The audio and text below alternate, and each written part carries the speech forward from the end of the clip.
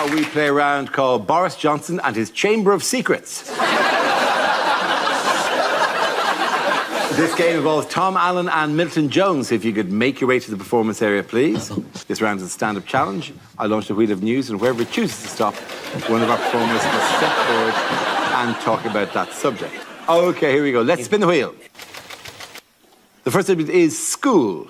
Who's going on that? Tom. Hello. I went to quite a rough school. I know. Isn't it moving? And it was a sort of school where people would come up to you and say things like, "Hey, you, do you want to fight, do you? Do you want to fight? Is that why you look at me like that? Yeah, you want to fight? Yeah, don't you want to fight? Don't you want to fight?" And I'd always say, "Oh, no, thank you. But thanks for thinking of me." Those girls could be so cruel. And at my school, to avoid getting picked on, everyone had the same of everything. So everyone had, like, the same pencil case. It was a pencil case that was made to look like a packet of Walker's Crisps. And in it, everyone had the same Oxford maths set, which was like a tin pencil case, which contained a ruler, maybe a foldable ruler for travel. A foldable ruler, which was great for underlining things, wasn't it? Until you got to the middle. Big bump in the middle. And a set square, which wasn't a square, was it? It was a triangle. And a compass. Oh, I'm glad I learned how to use a compass. Not a day goes by.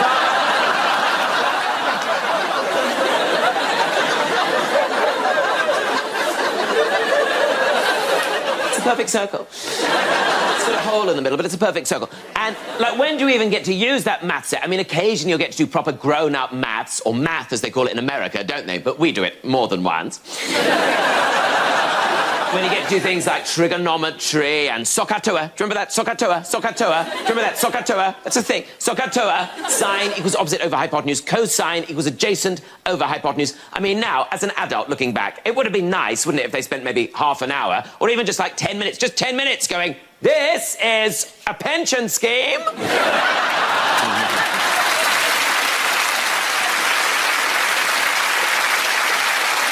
This is how you fill in a tax return. This is how you mend a broken heart. This is how you tell an estate agent to fuck off. Thank you very much, Tom.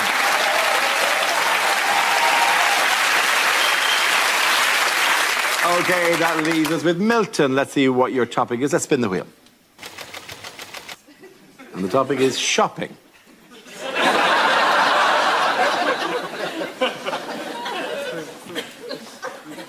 Those reward cards are rubbish, aren't they? Got too many points on one of them, and now I'm not allowed to drive.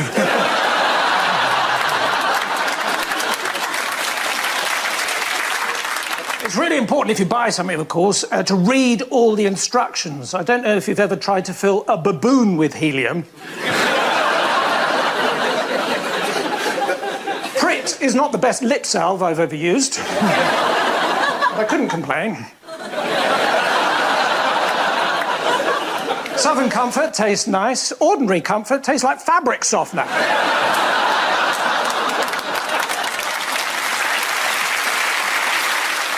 But at least your burps smell of summer meadows. When I was in America, I really got into the culture, so I went into a shop and the guy said, "Have a nice day," and I didn't, so I sued him.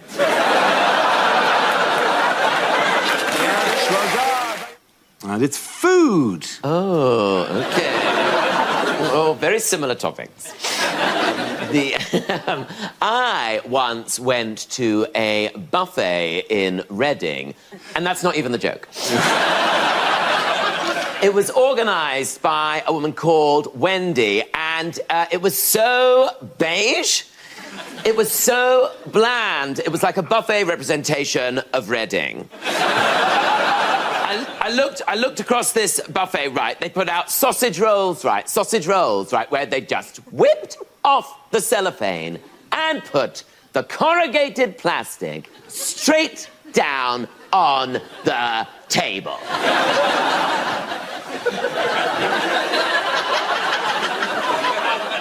Like we were dogs!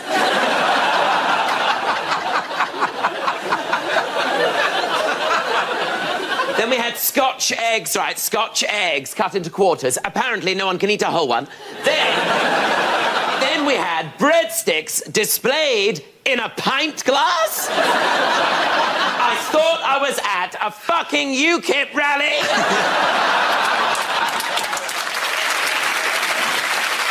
Then she starts putting down cold pizza slices next to wontons. No one's mixed Italian and Chinese cuisine like that since Marco Polo. Then she brought out the quadrant of dips. You know, the 4 dips. The 4 dips of the apocalypse. The white one, the other white one. Then there's a green one, what's that? Guacamole. Then there's a pink one, what's that made of? Sillet bang? Nobody knows. I was just glad to have something made of some sort of colour. Anyway, it was a terrible buffet, but thank you very much, Wendy. The topic is communication.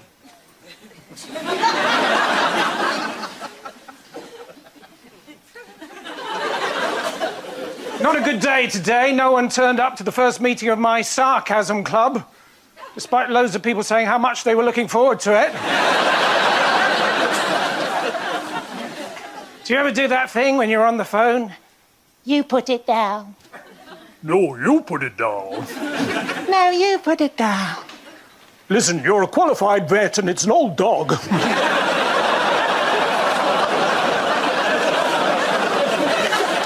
Do you know, it was so cold the other day in the city of Chester, when I ordered a taxi, I ended up in Chichester. The only bright point of the journey was seeing a car going the other way with the seatbelt round a kebab.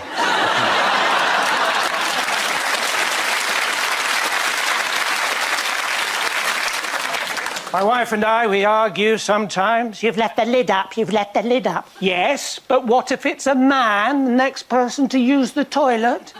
It's a pedal bin, it's a pedal bin.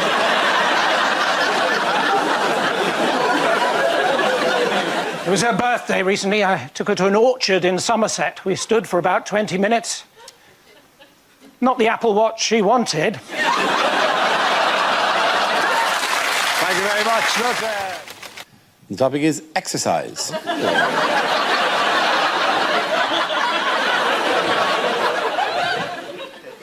Also a picture of me.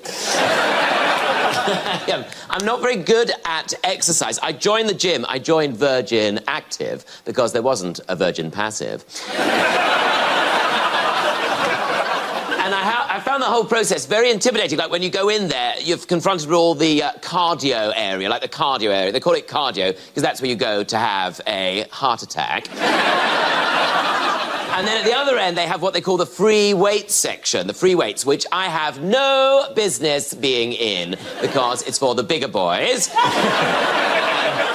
The bigger boys go there all day. They're lifting things all day, trying to get big arms, trying to turn their arms into legs. And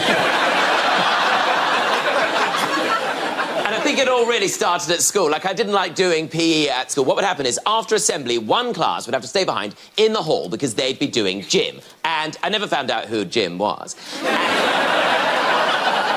The worst bit was if you had to use the apparatus. And the apparatus basically was this huge, terrifying cage which had to be buckled to the wall. It was so terrifying. And older children would have to come in who'd been trained by the army. And they'd come in and they'd untether its bonds, they'd pull a lever and it would lurch out and it would swing out, and these huge, terrifying arms have to be buckled to the floor, otherwise it would just swing out and kill everybody. And it had all these bars and ropes and chains. It was very much like a weekend I recently spent in Berlin. Thank you very much. And the topic is parenthood. Away you go, Milton. I went back to my parents' house the other day, looked into my neighbour's garden where I used to steal apples as a toddler. They didn't mind me stealing apples, it was dressing up as a toddler they thought was weird. I come from a family of auctioneers. There's my mum, my dad, my Uncle Philip, Auntie Eileen, my dying grandfather, going.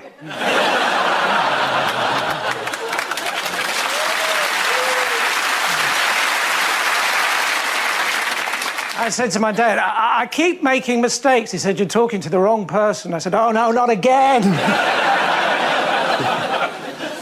He said, well, it wasn't as bad as that Uber driver I had the other day. He fell asleep.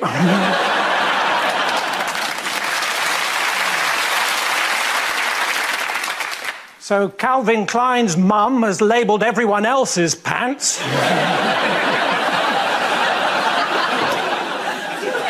When my daughter was born, she had jaundice, so there she was, small, round, and yellow. We called her Melanie.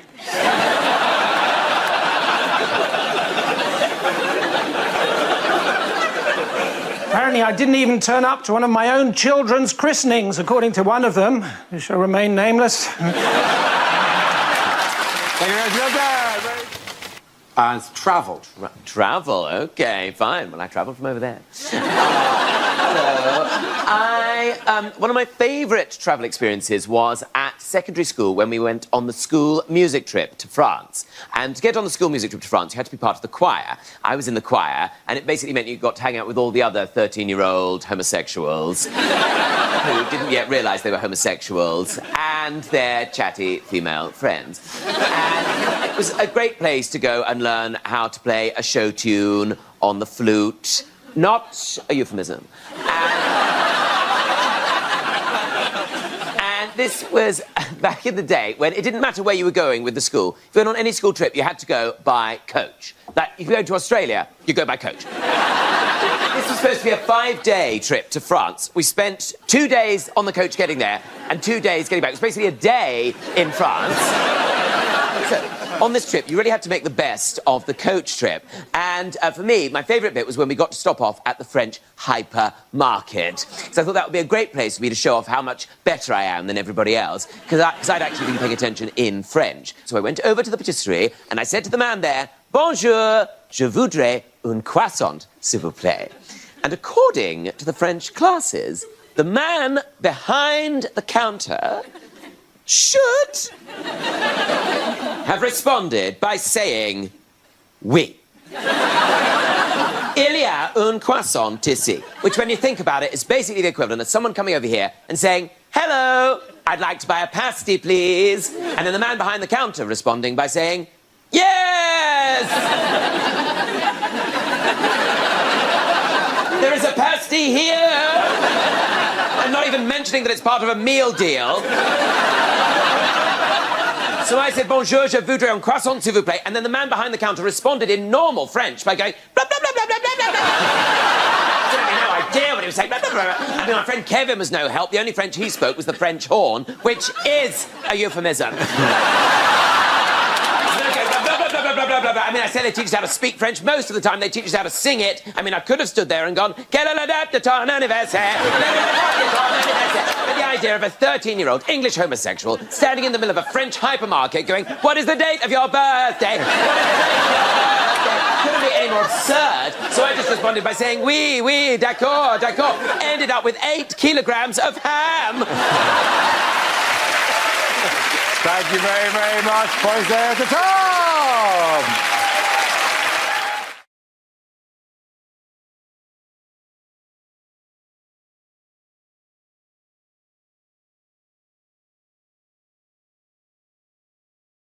The first subject is unlikely things to hear on radio. You're listening to Radio U-Tree, the cream of the 1970s, broadcasting live from Pentonville. This is Jazz FM. You're listening by mistake. This is the breakfast news. The Prime Minister had porridge, the Home Secretary had muesli. My piles are giving me so much bloody grief. No. You're listening to Smooth FM. This is the Somali shipping forecast. Don't go out there! This is Magic FM. Pick a frequency, any frequency.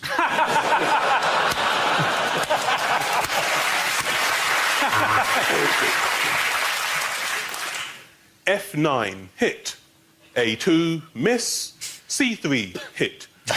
That was the battle shipping forecast.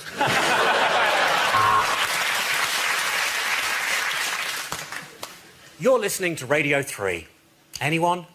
Anyone? Anyone? Bueller? Bueller? On Talk Radio today, we've been discussing what a tosser Nick Clegg is. And now on the line, we've got David from Central London.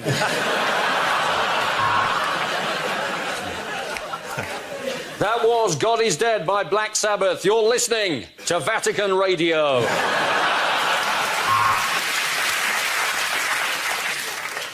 And at number 1 this week, Jedward, proving that teenage girls cannot be trusted with money. Well, I'm in the eye in the sky with the travel report. I've waited 20 years to file this particular report. If I look down, I can see red lorry, yellow lorry, red lorry, yellow... Don't touch that dial! I'm defrosting a pie.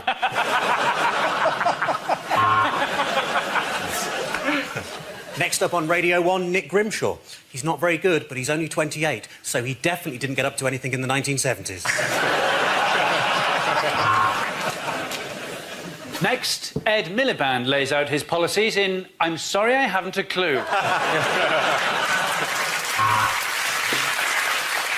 It's now 10 p.m. on Radio 4. And before the news, here's 5 minutes of free porn.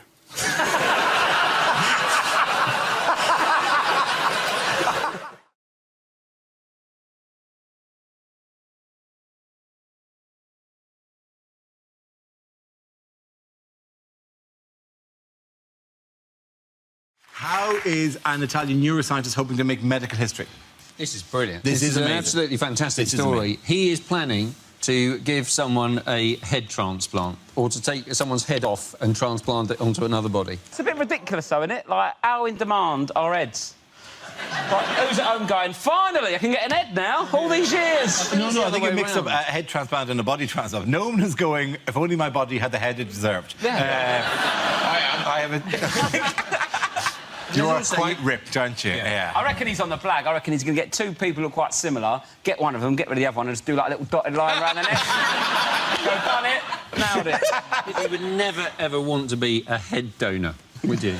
Because that just sounds like a PC job title for a prostitute, doesn't it? That's basically I don't think, and I know little enough about the sex industry, that they regard it as a donation.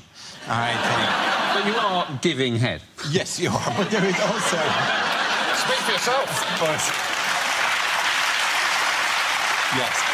I don't know, I can't speak for the sex industry. Maybe they go, the head is free. It's the companionship you're paying for.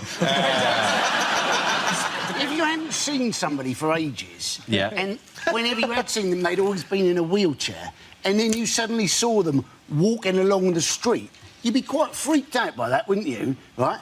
But it would not be as freaky as if you thought somebody had died and then you saw them walking along the street with exactly the same tattoos as the person who died. That would freak you right out, wouldn't it? There would be an element of you would want... I don't know if you can request no tattoos, though. You'd wake up and be like, why is that pierced? Hello, I'm not married to Mabel. What the hell is this doing here? This is going to be awkward. I love that your go-to name for a wife was Mabel. Yeah. It's actually Mary. I thought it was too Irish. I thought, I better pick something English. Mabel, that's a standard English Have name. you met my beautiful wife, Mabel? If you put a head on someone else's body, are heads gender-specific? Do they have to go on the same... Oh, that's a very interesting question. Because I was thinking you'd have to find the match, wouldn't you? Sometimes a head is much too large for a body. So, for example, if your head was to go on Posh Spice, that would look... That would look ridiculous. She'd be lolling. I don't know which of us it is. Would be lolling ferociously. I would be having some confusing feelings looking at that. I tell you that. Do you think I can enjoy this? Who'd you be blocking out? Who'd you be blocking out? Seriously, Josh, be honest with me. Would you be blocking out me or Posh in this situation? Or would it be like those superhero mashup toys? Which Spice Girl would they choose, then? Well, Posh, I think. No, they choose Scary because she's like, you know... I don't think they give you a catalogue of just the Spice Girls. I don't think it's... I totally misunderstood the story. I don't think, I need a new body. Well, these are your 5 exact choices. Oh, that seems unusual. So I could choose one of the All Saints? Presumably, yeah. If you can remember their is it names. just- Yeah. Essentially, that's what the Sugar Babes have been for about 10 years anyway. At the end, and the points go to Rob, Ellie and Andy!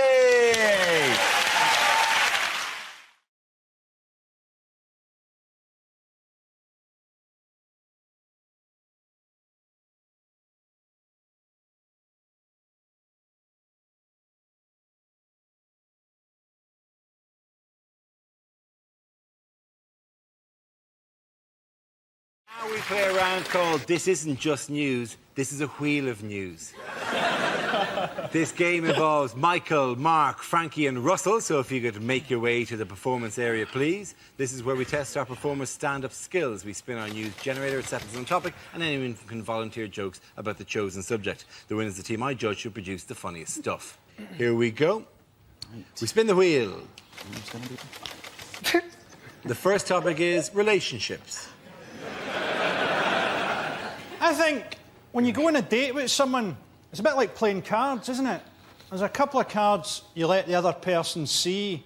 There's also a couple of cards that you hold to your chest. Well, as you can see, I'm punctual and employed. I'm holding untidiness and sexual deviance. I actually lost my virginity to my mother's best friend. He was my father.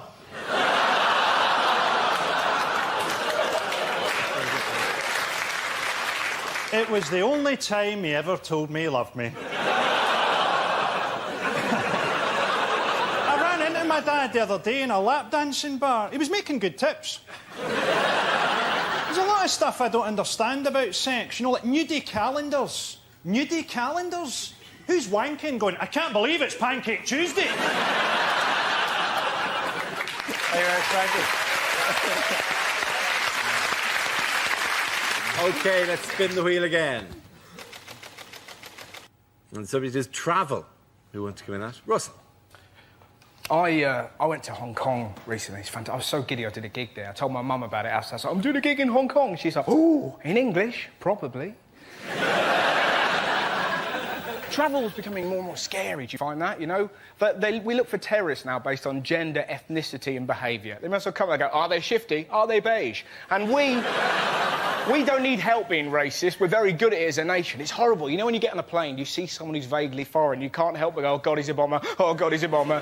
And you know he's looking at me and go, fuck, he's in a boy band. Do you know what I mean? Like that. Don't chat about your lyrics. And we now have to take our shoes off in case there's bombs in there. It's fairly obvious who the shoe bomber is. I would imagine it's the man gingerly approaching like that. Russell. Travel. OK, that leaves us with Mark and Michael. Let's spin the wheel. The next topic is hotels. Who wants to come in on that? I'll have a go. Oh, I've got a lot to say about hotels. I stayed in a terrible... I'm not allowed to mention it, but... honestly, such a depressing hotel. You know, you've got your Gideon Bible, your minibar. Minibar's a depressing word as well. It's a fridge, in fact. You know, if it was really a minibar, you'd have tiny people being sick outside. You know... And then, so, while I'm ranting, these people in the next room, this guy's having a party. Who has a party in a budget hotel? Went round, said, please turn the music down. The guy said, mate, we're having a party. I thought, yeah, it's not that I don't understand the situation here. I wasn't lying in bed at 2 in the morning thinking, oh, clinking glasses, laughter, deafening music. It's the mystery that's keeping me awake here. Well done, Mark. OK, Michael, let's see what you've been left with. Let's spin the wheel.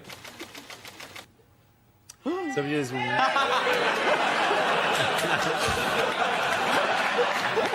create an interesting tone for your show you're about to say. Hey! Yeah, Wales. Well, of course, they have their own language. This is really the thing. And they are very keen for people of Wales to learn it. So they have it up everywhere, all the vocab. But they have it not only on road signs, but they also have it on the road. So I was driving into Wales and it says slow, and then the Welsh for slow, which is araf. And I didn't know this, and I thought it said slow Arab. I thought, whoa! Given the delicate global political situation, Is this the best way to handle the terror threat? Have there been a meeting at the Welsh Assembly? We've got to do something about Al-Qaeda. It's only a matter of time before they make their move in the valleys. Any ideas? No? Not one? OK, well, while we're thinking, let's slow them down on the roads. Slow, Adam. Put your hands where I can bloody see them. Thank you. At the end of that round, I'm going to give the points to Russell and Mark.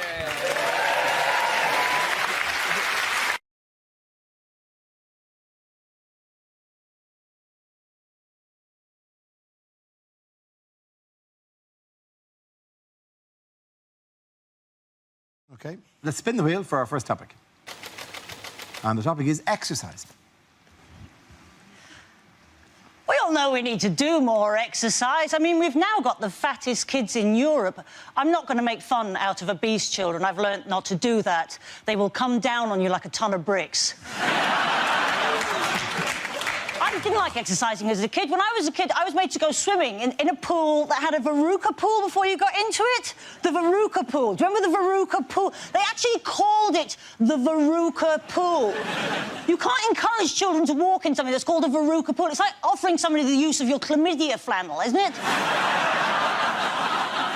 I mean, I try and exercise a bit more now. I've started doing yoga because apparently it increases your flexibility and spirituality. And I've got to be honest, it's pretty good. I'm now so good at the downward-facing dog, I have on occasion caught glimpses of my own third eye. I did a half marathon though a few months ago, which was pretty good. You know, don't be overly impressed, which you're clearly not. But I only finished yesterday, so there's clearly a lot of work to be done. And I did the run for charity. And I know a lot of people are doing things for charity. You can't just exercise now, can you? You've got to do it for a good cause. And I get a lot of those emails. I know we all do. You know, will you sponsor me? Will you sponsor me? I'm like, what are you doing? I'm flip-flopping up Kilimanjaro for diarrhoea. Going across the Arctic for trapped wind. Are you? Don't do that. I mean, the last London Marathon, it cost me an absolute fortune because I sponsored loads of friends, right? I gave one friend 20 quid because he was doing it for cancer research, another friend 20 quid because he was doing it for heart disease, another one 20 quid because he was doing it for diabetes. In the end, it was actually cheaper for me to join Bupa.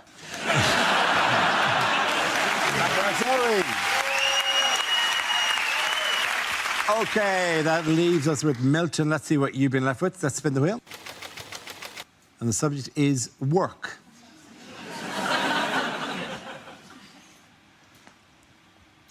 I didn't think I'd get a loan from the bank for my knitting business, but when I turned up actually wearing one of the balaclavas...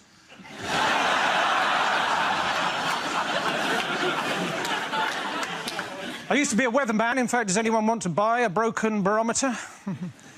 No pressure. If there'd been a mix-up, my uncle could have ended up as the next president of the United States. He's an undertaker in the army, or Barack Obama.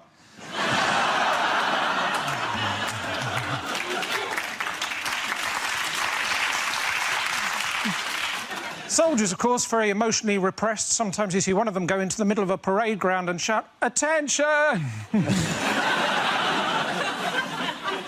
What he needs is a hug. Well, that's what I thought. My dad, he was a soldier, so, of course, as a family, we were always moving around a lot, because he used to use us for target practice. 6 hours I had to wait in the other day for the electrician until he opened the cupboard under the stairs and I was able to leap out at him. I remember when I was a policeman, I was asked to seal off an area and I went... "Arr!" That's all right, thank you. Well done. Points there for Milton Jones. Come on back.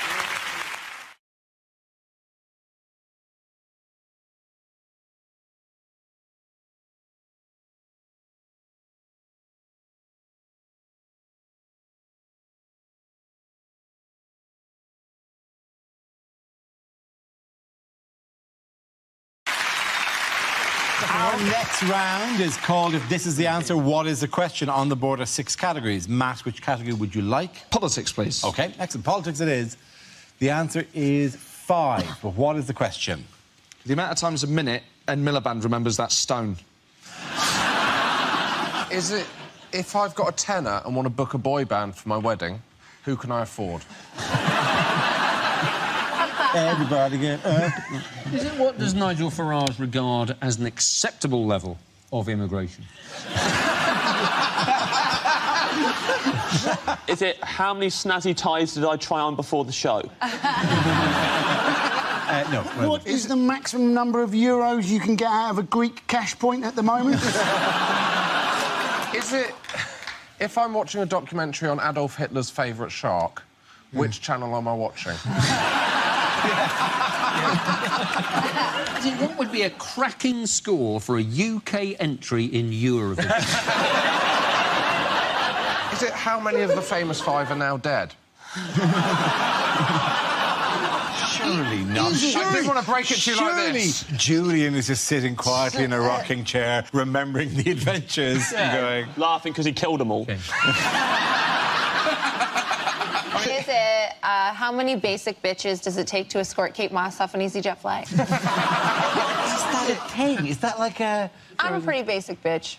I think you're an ornate bitch, right? I think you think I'm a ratchet-ass hoe? Well, I didn't want to make it too obvious that I've got a little soft spot for you. Is it how many presenters from the 1970s are relaxed when the phone rings now?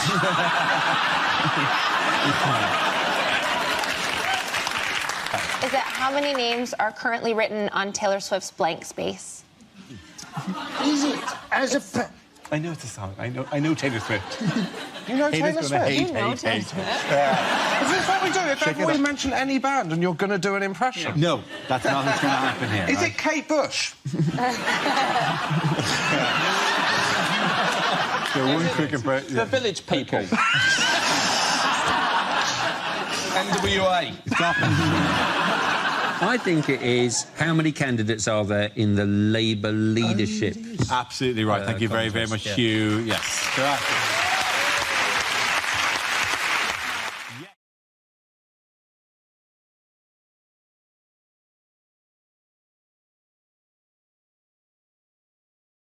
OK, here we go. Let's spin the wheel. And the topic is growing up. That's offensive.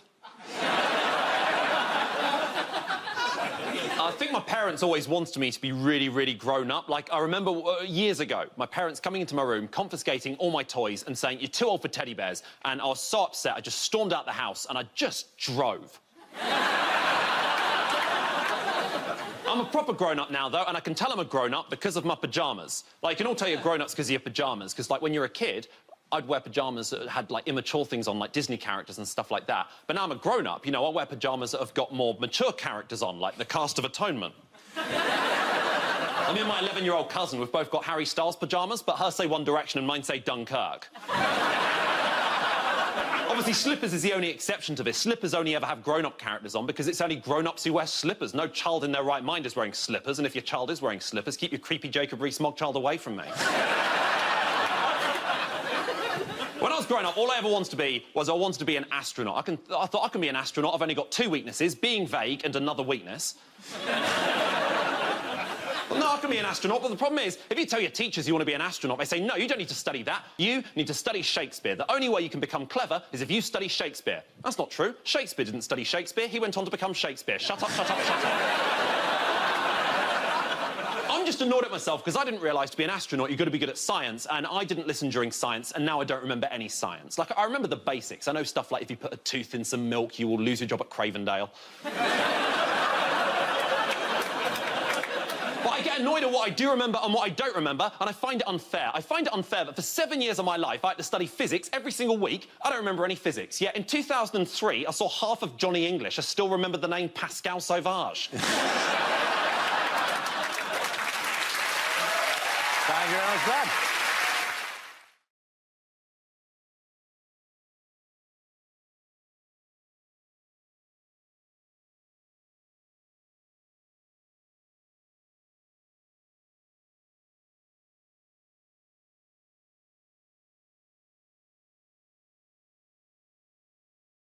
OK, here we go. Let's have a look at the first topic. And the first subject is relationships. Ellie. So I've got quite a close relationship with my sister, and she's got my little nephew, Henry, who is a prick. No, he is. Don't take his side. You haven't met him. Because before he came along, I was the youngest in the family. I was the baby of the family, which we all know is the socially acceptable way for saying favourite. A role I was born to play until my sister, Slaggy McSlaggerson, got herself knocked up by some dude she had barely been married to for 6 years. Suddenly, it was all about her and the baby within. Now, initially, naively, I did actually get quite excited about the pregnancy, because I think, especially from, like, a female point of view, you wouldn't be human if you didn't get excited about your sister putting on a lot of weight. Had a lot of fun with that. We did. I changed her ringtone to the sound of a large lorry reversing. Just sisterly banter, really. But the banter stopped when the baby came, because suddenly it was all about him. No one paid me any attention anymore. Like, I don't know if you've ever had, like, sort of a family dinner with a small child around. It's a nightmare. There's food being thrown, there's shit everywhere, there's tits hanging out. You name it, I tried it, still nothing. Thank you. Okay, very good. OK, that leaves us with Milton. Let's see what you've been given us. Spin the wheel. And the topic is entertainment. I'm reading a book at the moment. It's called The Anticlimax. The first part is good.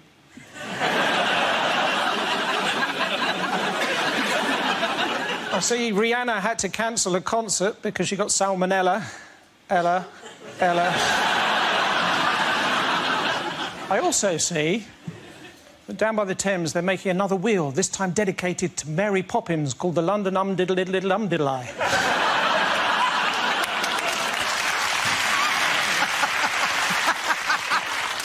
My grandmother, she got her scarf caught in one of those Ferris wheels, but she did regain consciousness. After all, what goes around...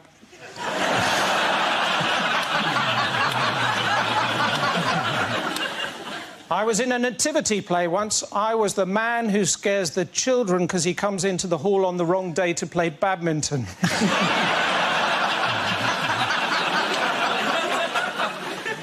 Lionel Richie says hello, by the way.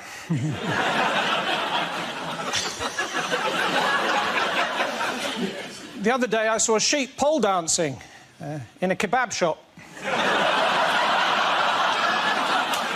Thank you very, very much. OK. Getting that round the point. Let's go back.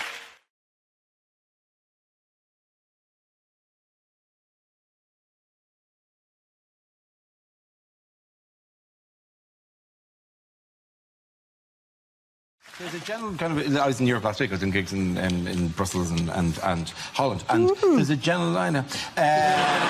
There's a general sense of, why... They don't get it. They're like, what? Oh, why are you... Oh, okay. What, your comedy? Yeah, no. So hard.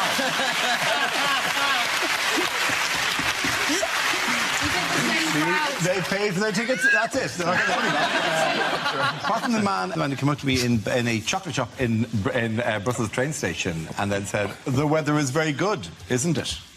I went, Jesus, I'm in a spy movie.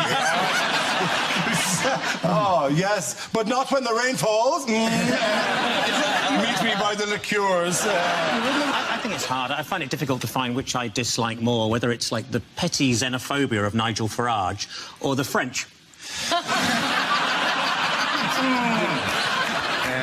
It's staying in Europe. Ooh. What major European sporting event is starting this weekend? Oh, Euro 2016. You're very excited, aren't you? I'm very excited. It's the best thing ever.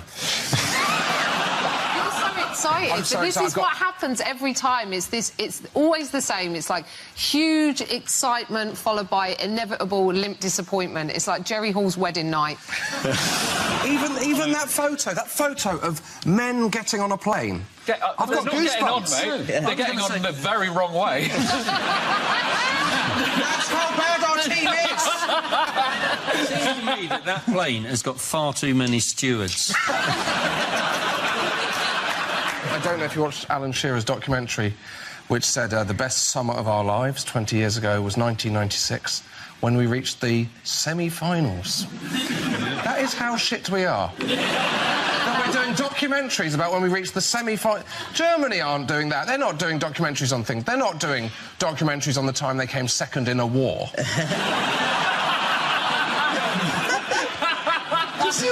Presumably do documentaries in Germany about the war. Presumably that was a large historical event, and there probably have been documentary makers in Germany who've made it. But they just don't call it the best summer of our lives.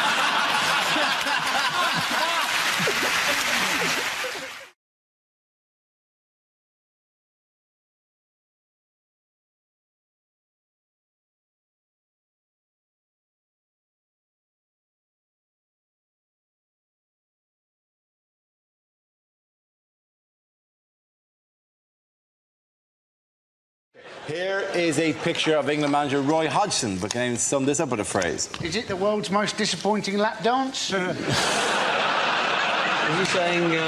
he saying Richmond, Rickmansworth, Rayners Lane? Thank goodness I'm going to Wembley. Waiting in the tunnel before the game, Roy Hodgson begins to suspect he may be in the wrong tunnel. Looking at the whole picture, is it the London Underground, where sexy singles meet? Is it when he took the job and they said he could have a driver to take him to matches? He should have asked a few more questions. Are they saying we apologise for the delay? Luis Suarez has dived in front of the train. Whoops, I've just put a yellow javelin through this man's head. What was the story with him? Well, he was on the tube, and he was on his way to the Emirates, and someone asked him a question, and he broke the unwritten code of talking to people on the tube. You never ever do. You're not allowed to do that. If you're a Londoner, you simply do not talk to people on the tube unless you've got a dog. It wasn't that people were angry that he'd given away any confidence about the selection and non-selection of Rio Ferdinand. It was just that he broke the beautiful rule of... You don't talk to people on the tube. On the tube, you have to sit like this. Oh, now I recognise you. Can I borrow your Metro? Thanks. Surely it was just a misunderstanding. Somebody said to Roy Hodgson... So he hasn't arrived at his destination yet. We're sort of hoping he arrives soon. Might stop. He said that he's never going to talk to anyone on the tube again. I want to be there when a tourist comes up to him and goes, is this Marble Arch? And he has to go... Well, it's the only way they'll learn. We'll have to go through that. Hello, Londoner. I'm just home from Ireland. I was wondering what train I should... Oh, you're going? OK, I'll try another one. I would talk to you, Mr. O'Brien. Yeah. I would take you to your destination and carry your bags. Thank you very much. Well, you are a foreigner. I've been here too long, and now I shun you as well. Hello. All right. I'll pretend I'm on a tube. Ask me a question. Hello, sir. I was wondering if you knew this is the perfect place to change for the Jubilee line.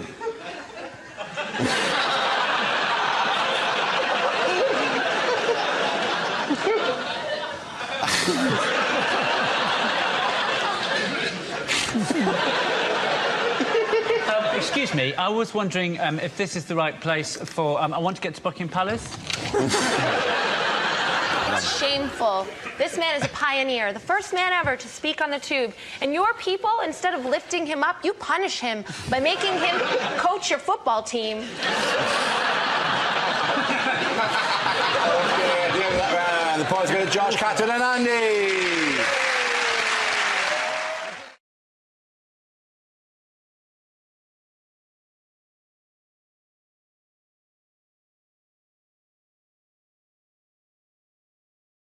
Our next round is called If This Is the Answer, What Is the Question? On the board are 6 categories. Nish, which category would you like? World news, please. OK, world news it is. The answer is 40 days. What is the question? Is it the number of consecutive days my mother has texted me saying, have you had a haircut? How long is it to the next Labour leadership election? Is it how old was my pet ant when he had his midlife crisis? Is it how long did it take Joey Essex to read The Hungry Caterpillar? How long does it take to go she loves me not round the whole of the Chelsea Flower Show?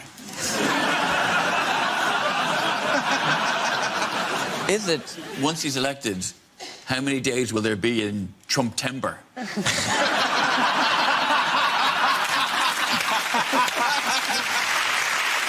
I got this month. It's a beautiful month. It's a really it's a great month. Great month. Best month you've seen. It's going to be such a beautiful month. It's going to be great. How long was I in a hotel room when I put the Do Not Disturb sign on the wrong side of the door?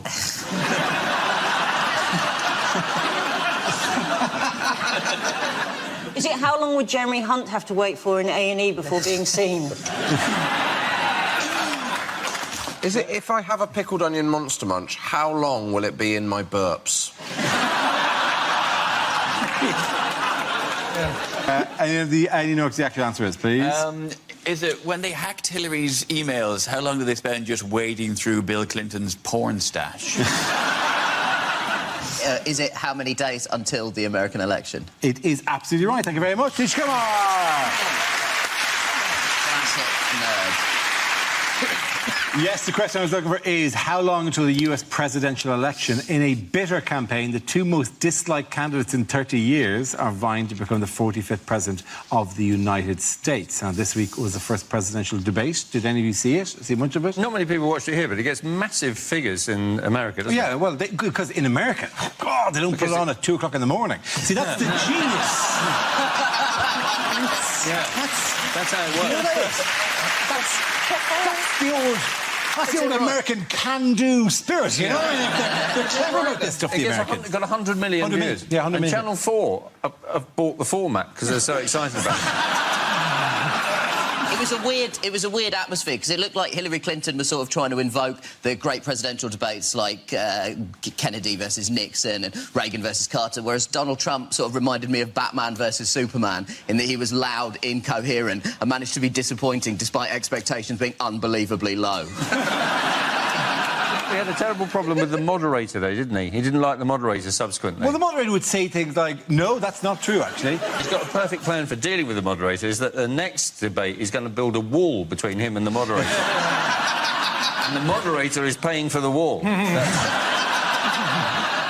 other mistake that Trump makes is that he's read somewhere that Mexicans make good fighters, but it's actually pronounced fajitas.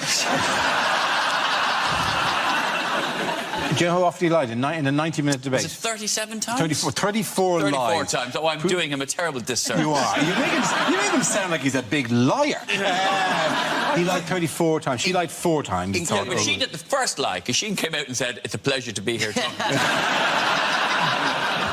Trump clearly has no idea about how the political systems in the world work, which is why I won't be voting for him. In other news, what are the latest developments in the Great British Bake Off saga? Well, seemingly it's going to be hosted by someone who's not even from Britain, isn't it, Dara? Why are the crown jewels of this country being handed to immigrants? I looked at the odds. You're both on it, Ed and Dara. Do you know what I'm betting on? Not even on the list. Can't believe he's not in the mix. Mr. Kipling. He's been for like 7 years sitting at home with a fag going, to his missus going, I nailed it. I would do this exceedingly well, I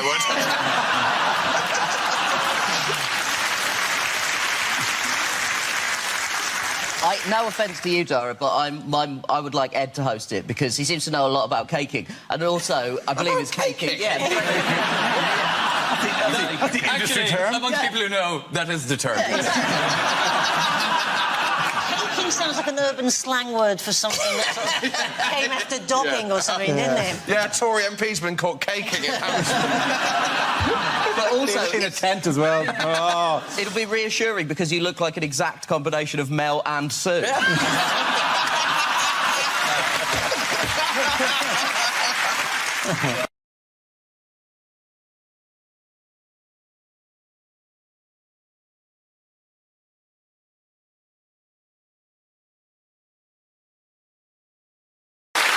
Now we come to scenes we'd like to see. So if everyone can make their way over to the performance area, I'll read out this week's topics, and then we'll see what our panellists can come up with. OK, the first subject is things you wouldn't hear on a breakfast show. Morning.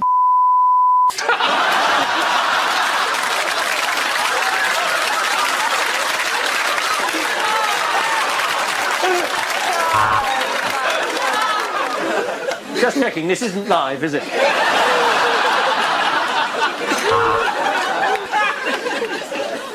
And later on, you could go on the trip of a lifetime, because Gino's telling us how to cook acid.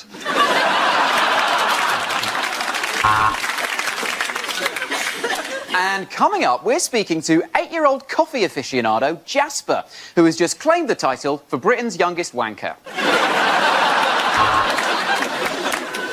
See me, right? I've had enough of all this bullshit. I'll tell you what's what after the break. Join me, Lorraine.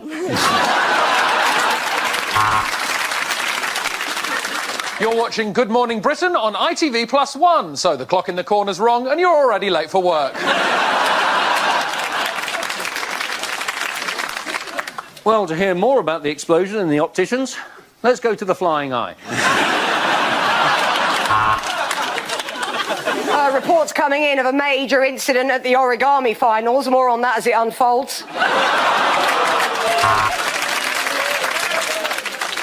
And now for the 60-second news roundup. It's Rosie Jones. Hello. Goodbye. Later on, we'll be looking at what causes breakdowns. I mean, maybe it's getting up at 3 o'clock in the morning to do this job for 5 years. Maybe.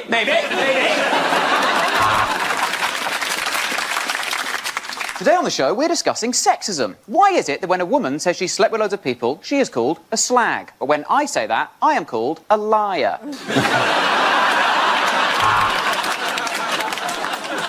Well, just time for one final quick look at the papers. Yep, she still wants a divorce.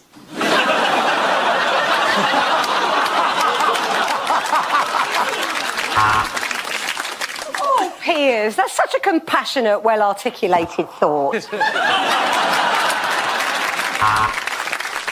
And now let's find out what the weather's doing in your area. Or you could just pull back the curtain, David. I mean, do I have to do everything for you, for goodness sake? Travel news now. Chaos on the trains as one of the lubed-up passengers has fired out the window.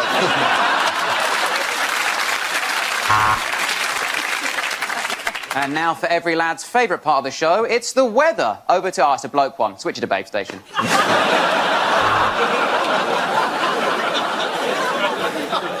Well, it's backing up at Junction 2, but don't worry, I'll get a poo in the next break. OK, the next topic is unlikely lines from a Star Wars movie. Chewbacca did not die in vain. These Ugg boots are lovely.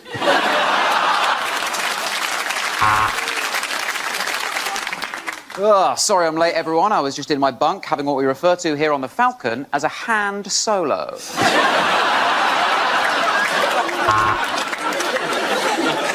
Yeah, give it a few minutes. It's an energy-saving lightsaber.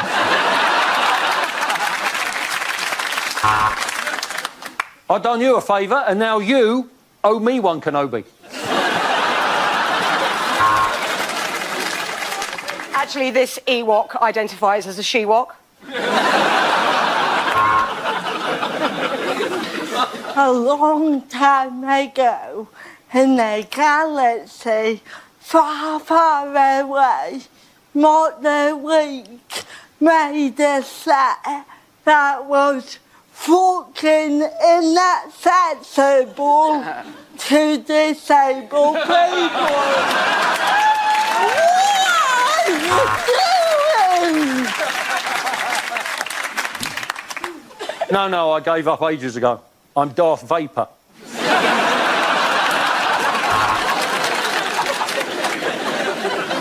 Speaking like this normal is not. Call me an ambulance. Having a stroke, I am.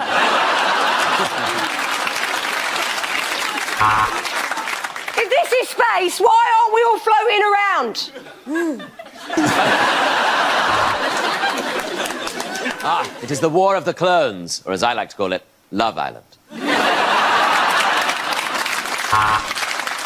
Welcome to the Death Star. Sorry to be one of those hosts, but we're actually a no-shoe Death Star. Right, cancel all my appointments. Chewbacca's just booked in for a Brazilian.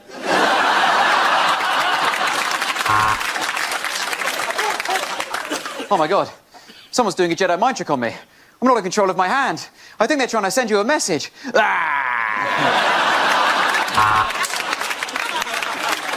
Oh, no, I'm not Darth Vader. I'm Darth Vader's Tory brother, Taxi Vader.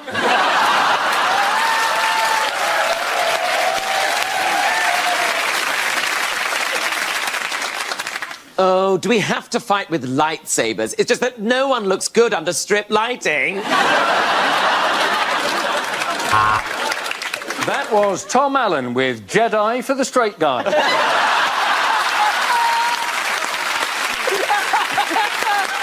the end of that round, the points go to Tom, Hugh and Rosie.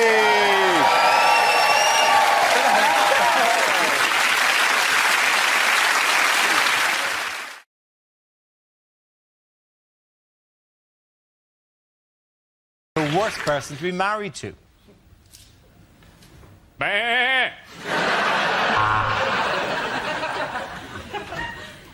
I love you lots. Oh, let's see what Mr. Tiddles thinks of you. What do you think? Die, bitch!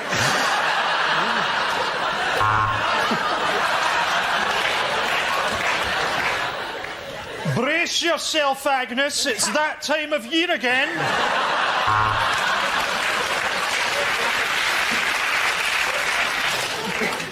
I brought home a video to turn us on.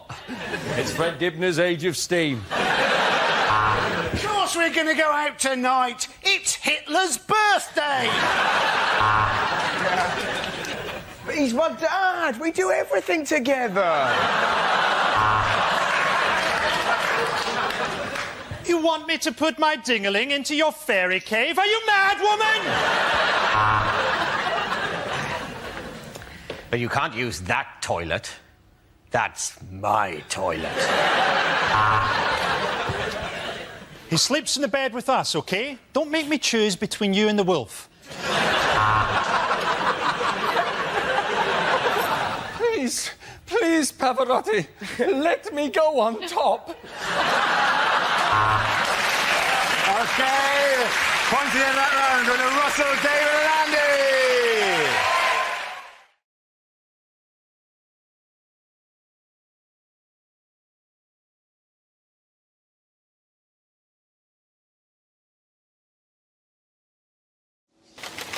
And the first subject is identity. Who wants to come in with that? Josh. I had to sign for a parcel recently. That's got a lot more difficult, hasn't it? Yeah, it used to be simple, didn't it, when you get a pen and a piece of card? Now you're given this kind of digital screen and plastic stick.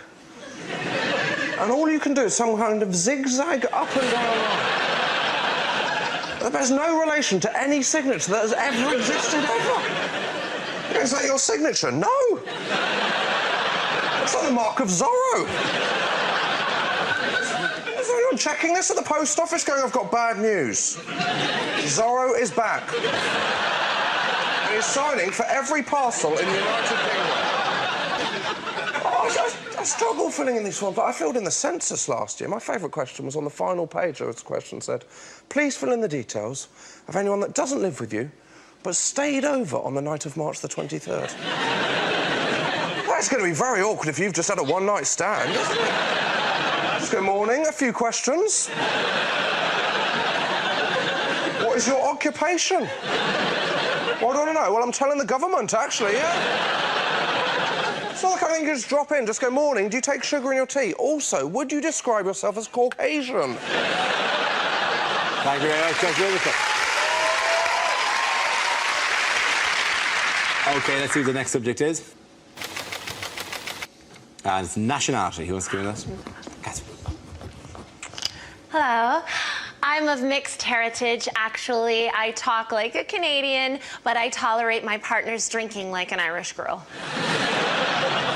I travel a lot, from London to Ireland, and anyone who's flown Heathrow to Cork knows that on your way to the plane, they have signs reminding you how many chances you've got left to get drunk.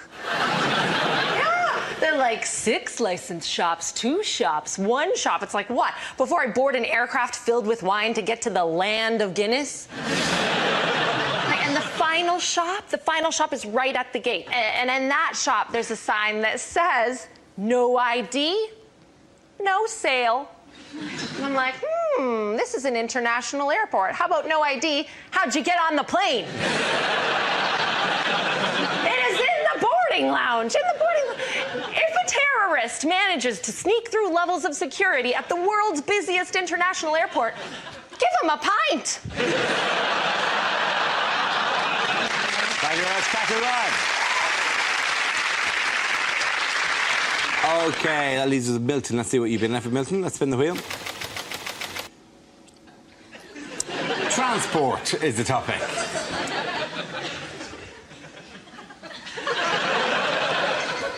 So I've got my own private jet. The rest of the jacuzzi belongs to my mum.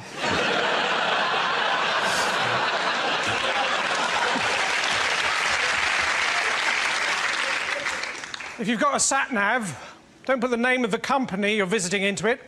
I tried to take some mayonnaise back the other day. I ended up in Helmand Province.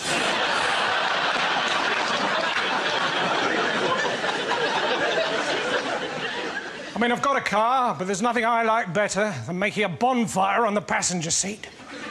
Driving up and down, opening and shutting the electric sunroof and pretending to be a steam train. My uncle, he was a taxi driver, but then one day he left home without any indication.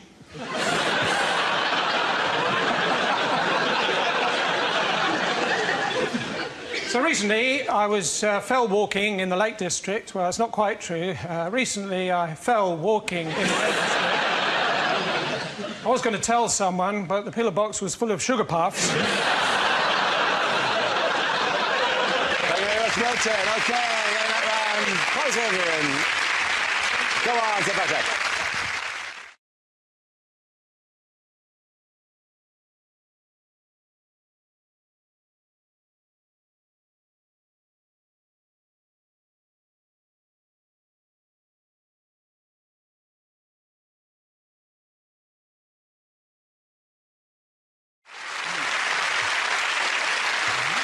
We start with a round call. If this is the answer, what is the question? On the board of 6 categories. Chris, which category would you like? Sport, please. OK, the category is sport. The answer is 736. What is the question? Is it Tom Daly's bedtime? On which page of your home insurance does it say that they never pay out for anything ever? Is it how many hours in a row has Claire Balding now been awake for? Is it the only item at his local takeaway that Eamon Holmes hasn't ordered? And that is spring water. Yeah. Is it how many people have seen Keith Lemon the movie? Generous. Is it? Generous. Is it if you saw Pythagoras in concert, name one of the old numbers he might try and do?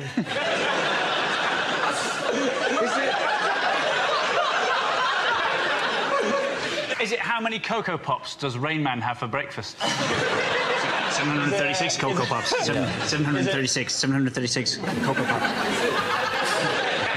Is it the number of Americans aware of the Paralympics? Is it what would Emil Heskey's squad number be at Barcelona? Is it how many energy-saving light bulbs do you have to turn on before you can change an ordinary one?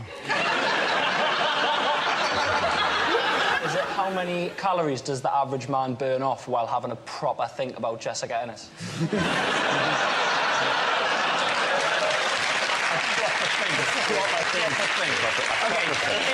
That's a new phrase, a proper think. There's nothing worse than when you get caught by your parents having a proper think, is there? I thought you were studying for your exams, and no, he was having a proper think. It puts a new complexion on. Go to your room and think about what you've done.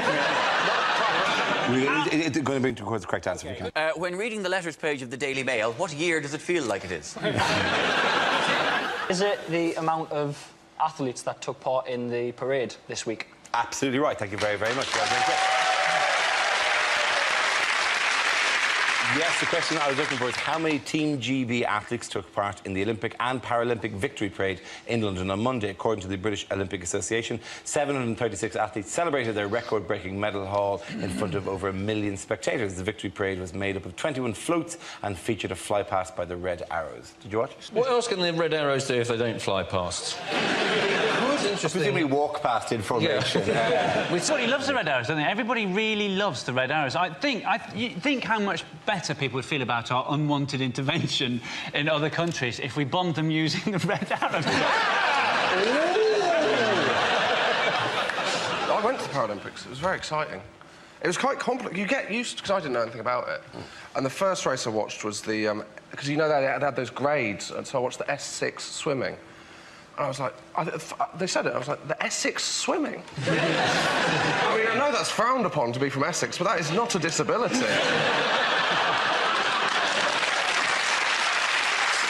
She's slightly slower because her vajazzle will hatch in the water. Just the front of the pool just looking like a weak gravy off all the false...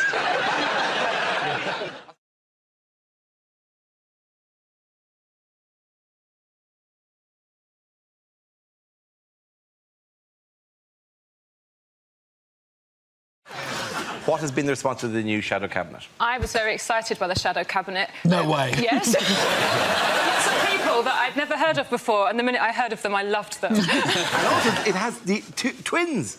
The Eagle Twins, yes. Eagle twins. No, I love Yes, this. Business I and like this, defence, yeah. isn't it? Appointed Angela Eagle, and at the same time appointed Lord Falconer. And you wonder if Lord Falconer is there to control Angela Eagle. Here, Angela. The other twin. No, God bless. Yes, in other political news, who did David Cameron manage to offend this week? He offended Yorkshire, didn't he? He offended Yorkshire, said he knew that they hated everybody else, didn't know that they hated each other more. And he said this when he was actually going to watch England against Australia in a one-day cricket match at Headingley, or as he likes to call it, the home of Aston Villa. You know that people from Yorkshire hated everyone outside of Yorkshire. It sounded quite charming. Is that a thing? Is that a thing in this They country? have a massive rivalry, but also within Yorkshire they have a rivalry because it's all split up, it's all isn't it? West Yorkshire into and- north, south, east and west. So people from Leeds, they hate people from London because they regard them as southern. People from Leeds, they hate people from Sheffield because they regard them as southern. People from Leeds, they hate people in Beeston because although it's Leeds, it's South Leeds.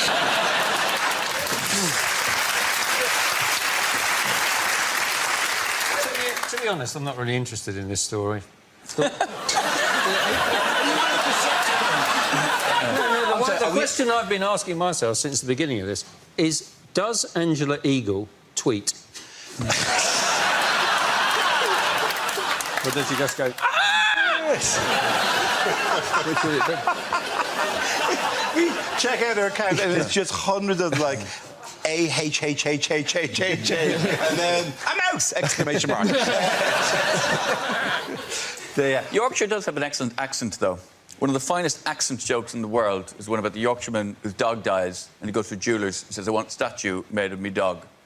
And the jeweller says, do you want it 18 carat? He says, no, I want it chewing bone. Oh, it's a great joke. Yeah. It's not my fault. I didn't write it. It's a classic joke. A Yorkshireman has invented a replacement for antibiotics. Uncle Biotics.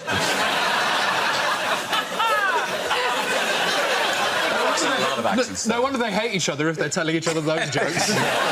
You've ruined Christmas again, Dad!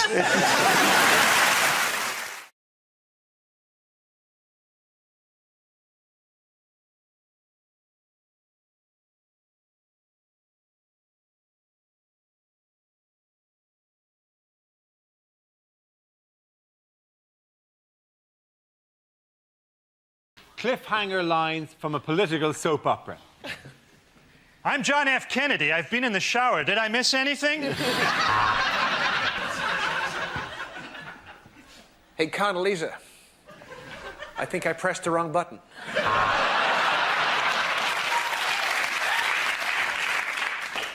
The irony won't be lost on you here, President Schwarzenegger. I'm from the future, and I'm here to stop you from destroying the world. We've had drunkards, we've had rent boys. What could be worse? What have you done? Shagged a goat addicted to heroin?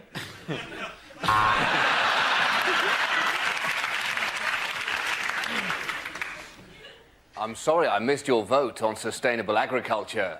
I'm afraid I was busy sleeping with your wife.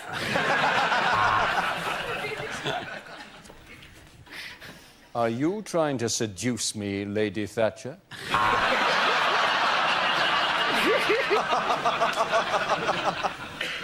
So, what do you say, George? Just you and me and Brokeback Mountain.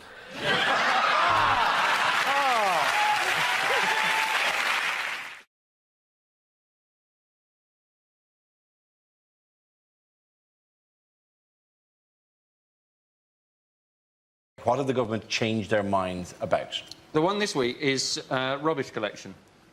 They said that there would be rubbish collection once a week, and now they've gone back on that. It's going to be once a fortnight. I've absolutely no idea why people are worried about their bins being taken away every week, because if you live in a city, a fox will take your bin away every night if you...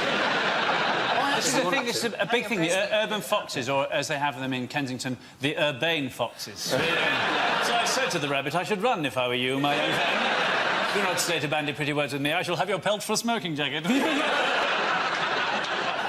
was the man who announced this policy, though?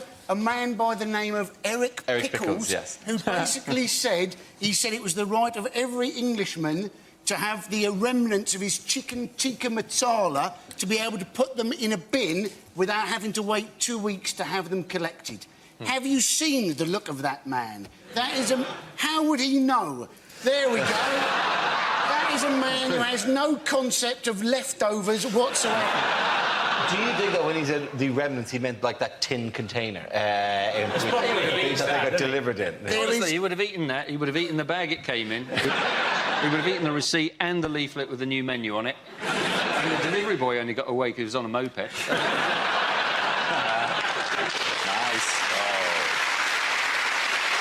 And Indian takeaway, you don't put in a bin anyway. Indian takeaway, you put in the bag that you got the Indian takeaway in, and then you put that next to the bin. You don't actually put it in the bin, so it doesn't matter. And what? Surely it gets in the bin eventually. Surely the bag that the takeaway arrived in that contains the ticket, where does that go? I really need to clean my house. Do the foxes actually ring your doorbell and go, can we just come in? Because you smell under the door that this is going to be great. Can we just leave for an hour? They're thinking of kicking me out.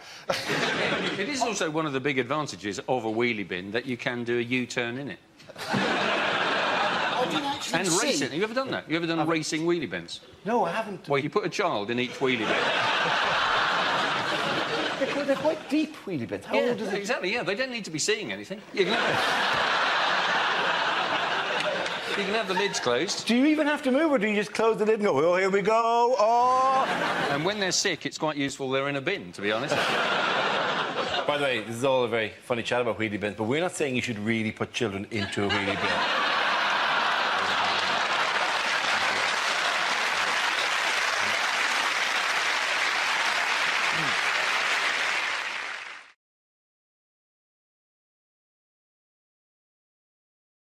Unlikely lines from a TV detective show. Interesting. I think it might be Fox.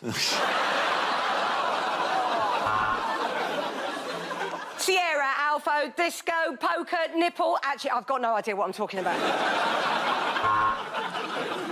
After 7 very tedious seasons, finally, things pick up on CSI Salisbury. I want photographs of the body. I'll take an 8x10 canvas, a keyring and a mouse mark. There are 16 different semen samples in this bed, Sarge. I should have read the TripAdvisor report on this hotel. And as you can see from the chalk outline, the victim had a tiny head and was sitting on a giant circle. Sorry, I think that's a disabled parking space.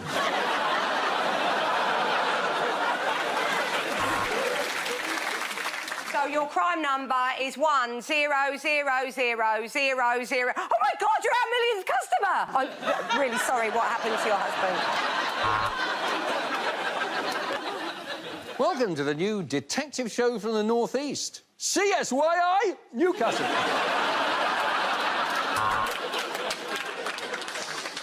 2 inches to the left, and that bullet would have gone right through your eyeball. But as it is, it went through the other eyeball.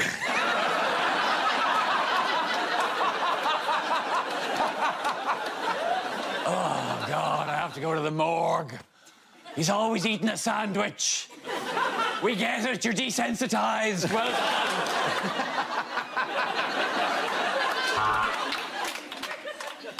Everybody get down, because this is disco.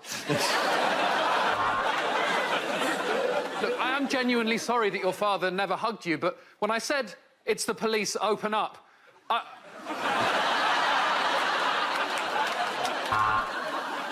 OK, then, I suppose what we can deduce is either the victim was naked and extremely well endowed, or whoever drew this chalk outline is very immature. On the doll, please show me where you were grabbed by the president.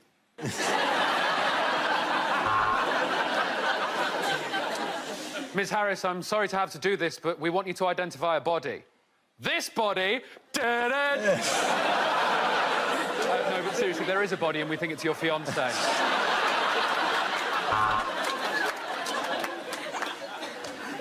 14 bullet wounds to the head. Classic suicide.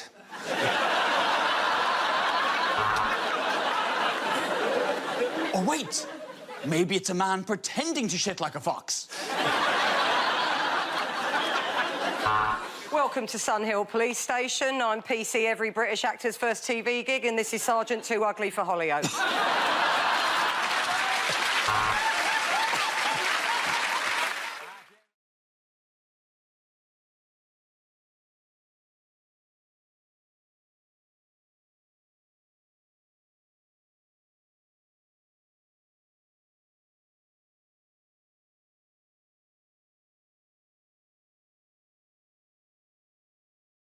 Now we come to scenes we'd like to see. So if everyone can make their way over to the performance area, I'll read out this week's topics, then we'll see what our panelists can come up with. OK, here we go. The first subject is rejected exam questions. History. Did I delete it?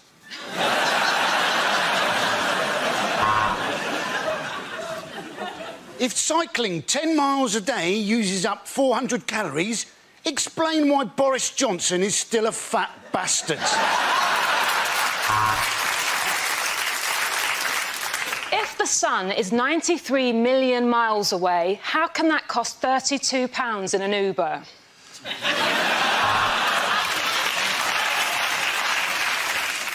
Where is Greece? Is it A, the southern Mediterranean, or B, up shit creek?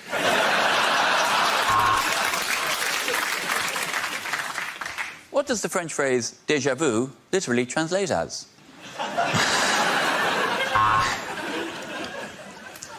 Using examples in Michelangelo's work, write 500 words on why he was the best turtle.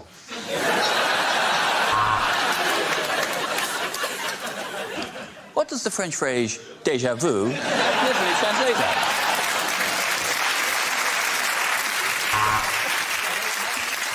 Question A. Media studies. Is it a real subject? Question B. Is it...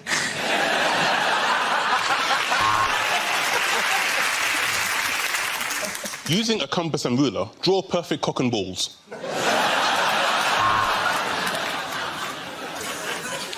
Is this a rhetorical question?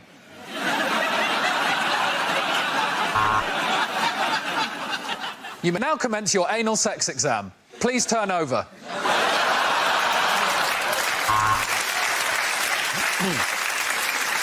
Explain how UKIP became a major force in British politics without using the word wanker.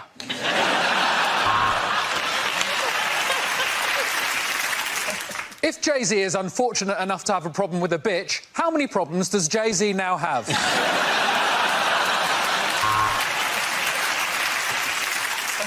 Aggravated violence, question 1. Why might you use a bit of rubber hose pipe? No marks.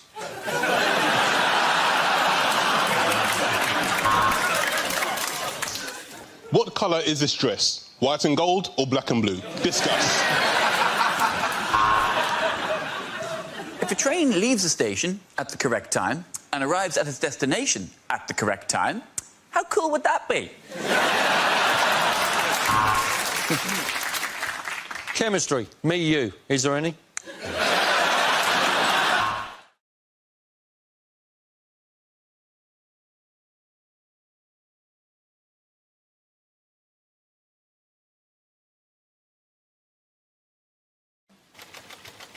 Now the topic is family. Oh, OK, fine. I did that run very well, didn't I? So, affording your own home is very difficult in today's climate, and recently I've been forced to live with a couple.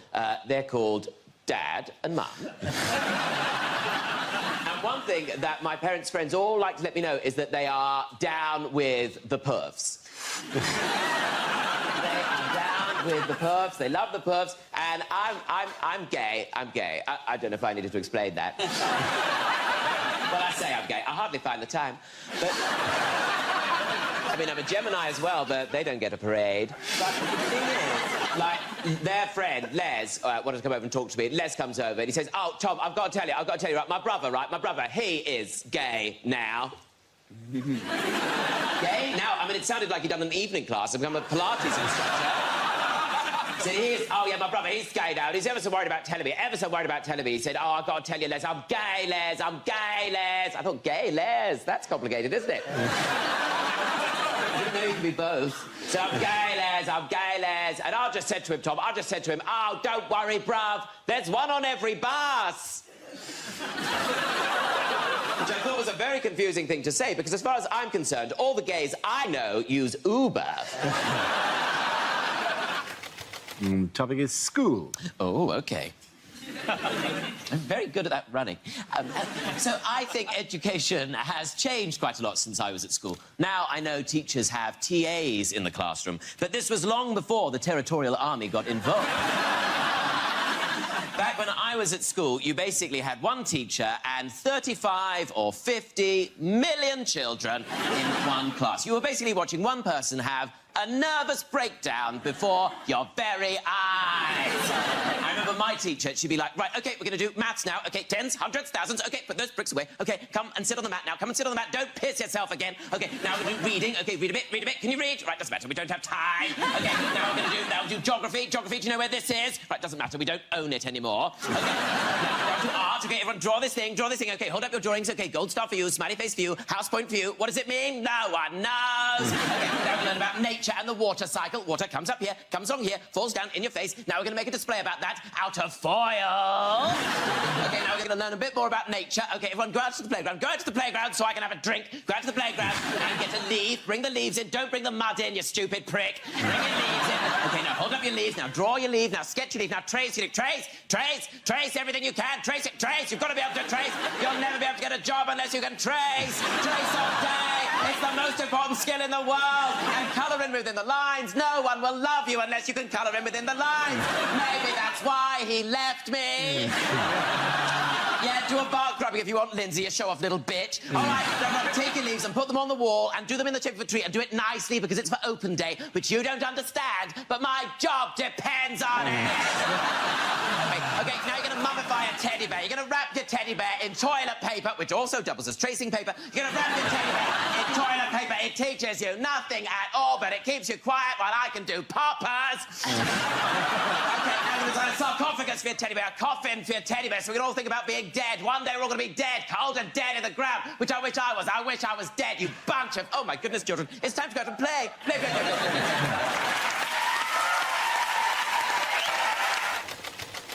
The topic is driving. Oh. I have to drive because I run like that.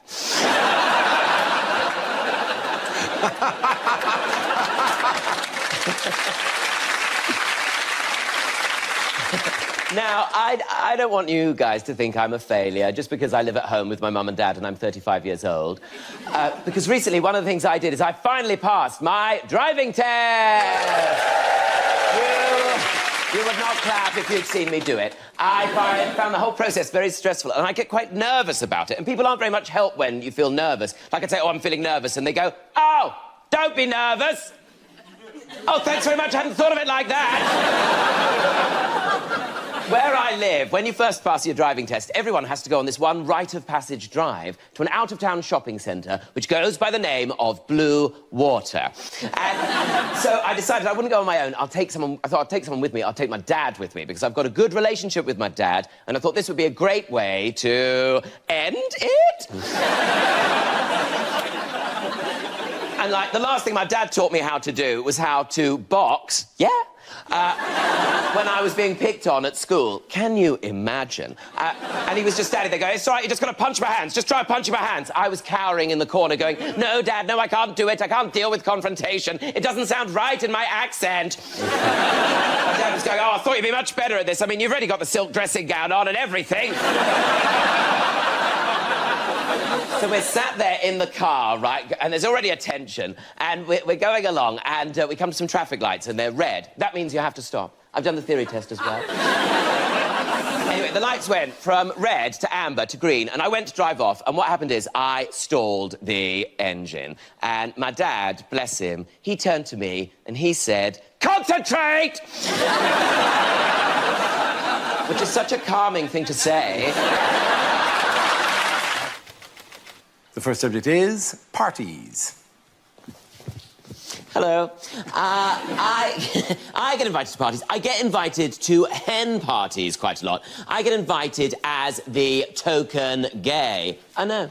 I never seem to get invited to the stag parties. I don't know why. Maybe people think I wouldn't be very good at zip wiring through North Wales.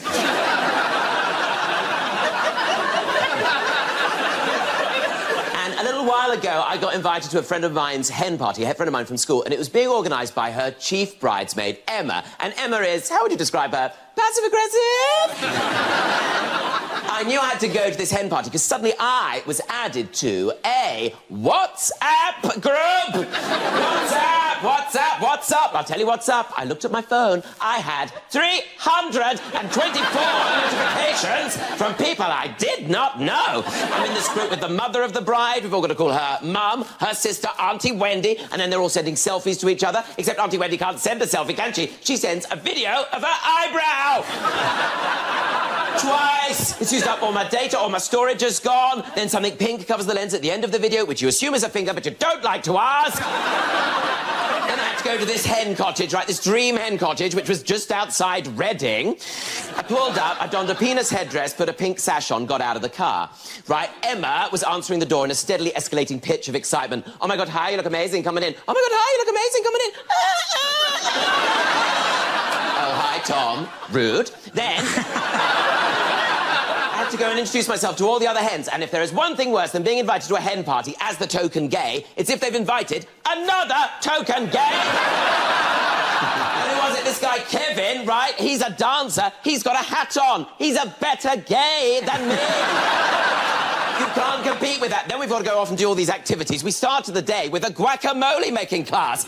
What the hell is a guacamole-making class? You can't chop an avocado. It's basically just mush. Then we had to go to a tango lesson. I can't do it. I haven't got the hips for it. Kevin can. He's actually very talented.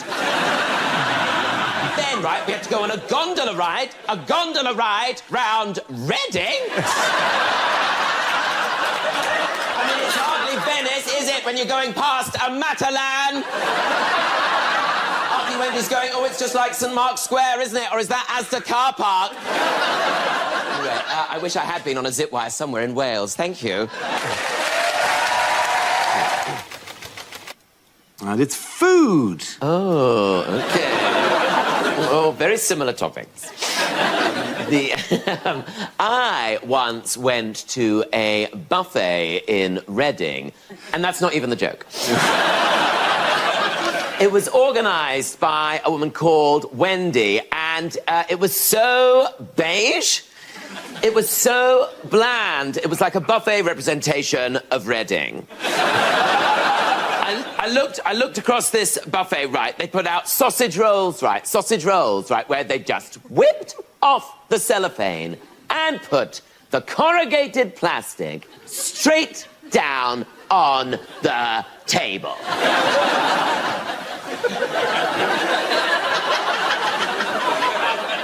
Like we were dogs!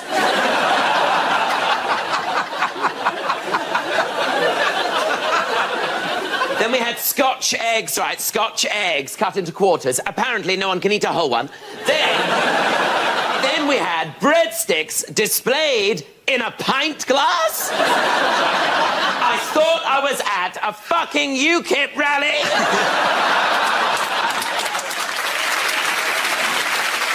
Then she starts putting down cold pizza slices next to wontons. No one's mixed Italian and Chinese cuisine like that since Marco Polo. Then she brought out the quadrant of dips. You know, the 4 dips. The 4 dips of the apocalypse. The white one, the other white one. Then there's a green one, what's that? Guacamole. Then there's a pink one, what's that made of? Sillet bang? Nobody knows. I was just glad to have something made of some sort of colour. Anyway, it was a terrible buffet, but thank you very much, Wendy. The topic is exercise.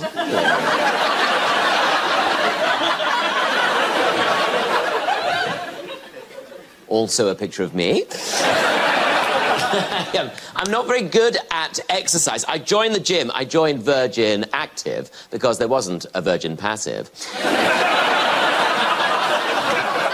And I found the whole process very intimidating. Like, when you go in there, you're confronted with all the cardio area, like the cardio area. They call it cardio because that's where you go to have a heart attack. And then at the other end, they have what they call the free weights section, the free weights, which I have no business being in because it's for the bigger boys. The bigger boys go there all day. They're lifting things all day, trying to get big arms, trying to turn their arms into legs. And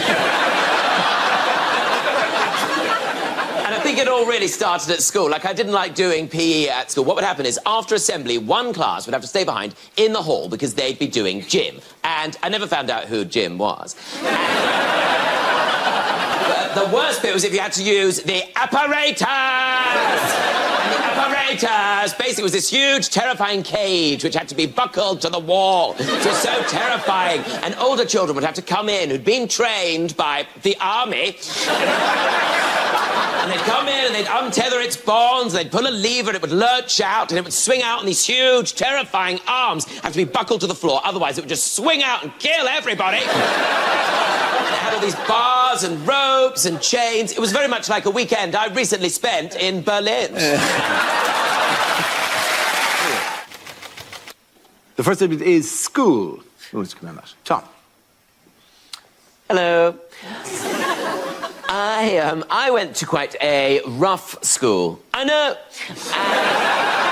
Isn't it moving? And it was the sort of school where people would come up to you and say things like, "Hey, you, do you want to fight, do you? Do you want to fight? Is that why you look at me like that? Yeah, you want to fight? Yeah, don't you want to fight? Don't you want to fight?" And I'd always say, "Oh, no, thank you. But thanks for thinking of me." Those girls could be so cruel. And at my school, to avoid getting picked on, everyone had the same of everything. So everyone had, like, the same pencil case. It was a pencil case that was made to look like a packet of Walker's Crisps. And in it, everyone had the same Oxford math set, which was like a tin pencil case, which contained a ruler, maybe a foldable ruler for travel.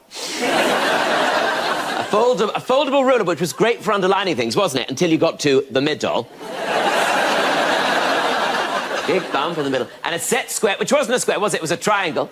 And a compass. Oh, I'm glad I learned how to use a compass. Not a day goes by.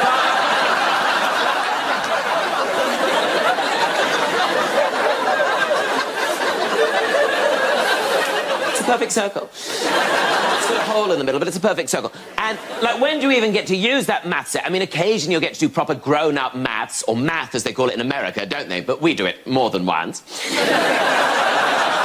When you get to do things like trigonometry and SOHCAHTOA. Do you remember that? SOHCAHTOA, SOHCAHTOA. Do you remember that? SOHCAHTOA. That's a thing. SOHCAHTOA. Sine equals opposite over hypotenuse. Cosine equals adjacent over hypotenuse. I mean, now, as an adult looking back, it would have been nice, wouldn't it, if they spent maybe half an hour or even just like 10 minutes, just 10 minutes going, this is a pension scheme.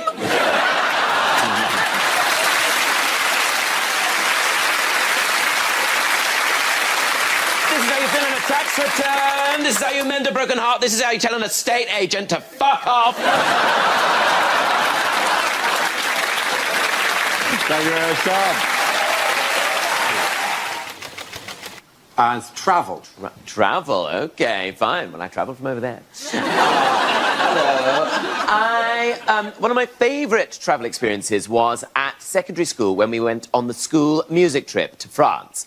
And to get on the school music trip to France, you had to be part of the choir. I was in the choir, and it basically meant you got to hang out with all the other 13-year-old homosexuals who didn't yet realise they were homosexuals and their chatty female friends. And it was a great place to go and learn how to play a show tune on the flute.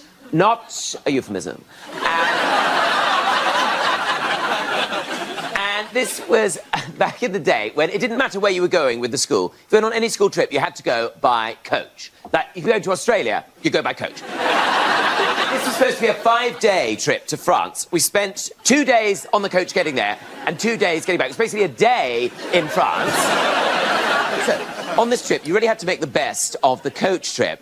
And for me, my favourite bit was when we got to stop off at the French hypermarket. So I thought that would be a great place for me to show off how much better I am than everybody else, because I'd actually been paying attention in French. So I went over to the patisserie and I said to the man there, "Bonjour, je voudrais un croissant, s'il vous plaît."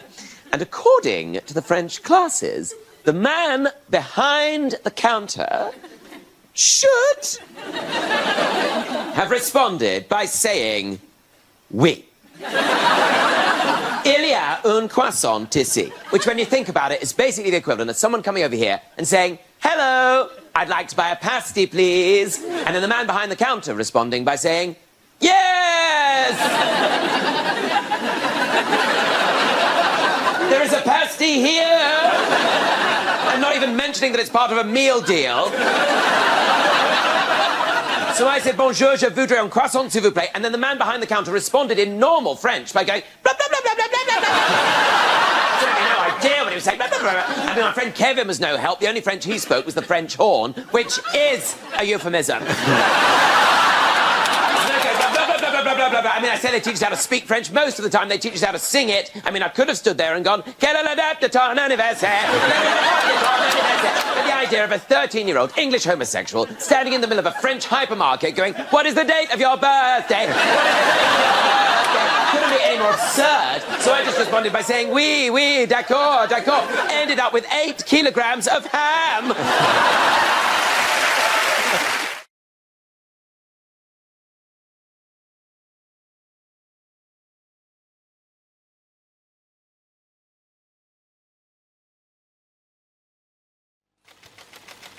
First up is language. Who wants to come in that? Chris. Language, apparently, was developed by humans to help them during hunting. That's what people will tell you. I don't buy that. I think language is more likely to have developed spontaneously, probably between a cave couple who were just furious with each other, incandescent with rage, but completely incapable of expressing their emotion, just standing opposite each other in the cave mouth going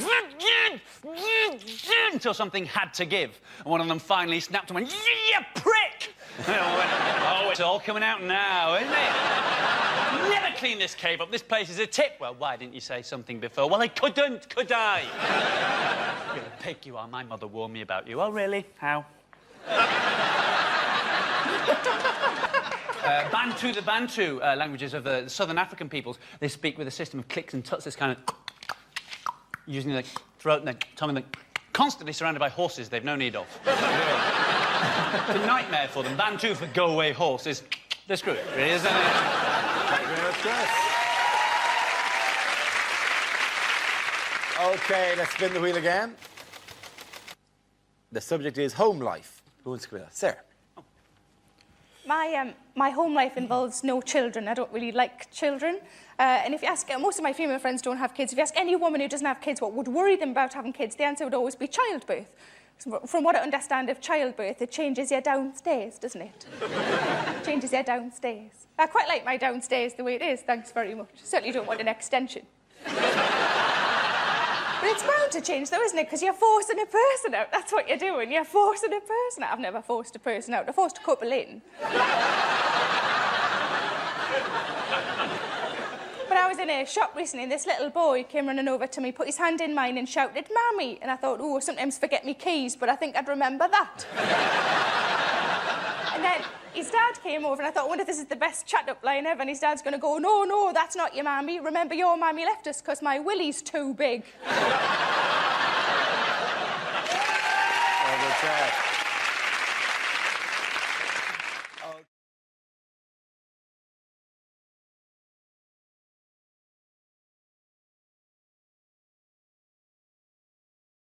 Okay, let's spin the wheel.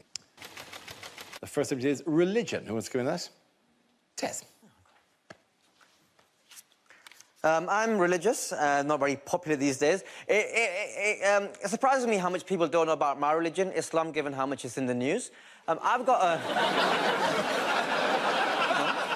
I mean, we've nailed that. I've got a good friend called Jonathan. We've been friends for years. He doesn't know that much about me. A couple of months ago, me and Jonathan were in a nice restaurant, having a nice meal. Next to us a table, minding their own business. We're minding our own business. Everyone's having a wonderful time. Halfway through my meal, the balloon closest to me from the birthday table, it burst. And I just shouted out in my excitement, "Jesus Christ!" Jonathan lost his damn mind. Oh, Jesus Christ, is it? What happened to your Allah and Muhammad now, mate?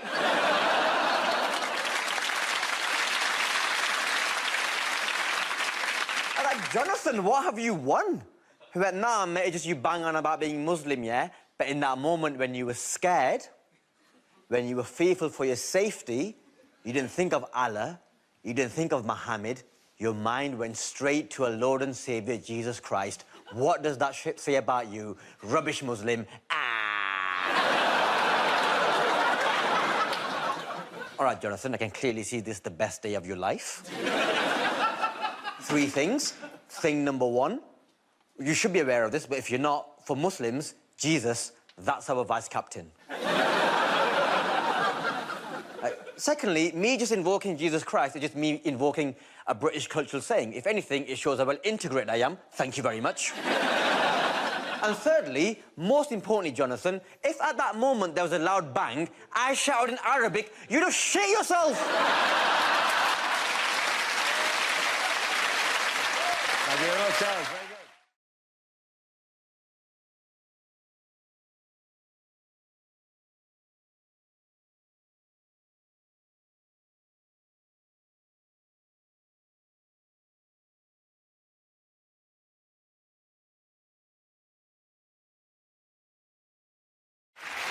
Unlikely things to read on a packet. Ragu sauce. If you gave this to someone who is actually from Italy, they'd punch you in the face.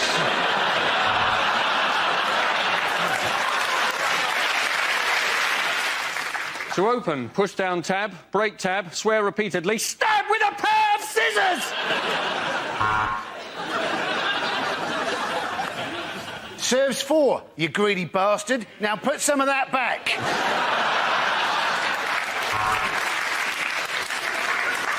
Viagra are proud sponsors of Andy Murray, for people who can only ever achieve a semi.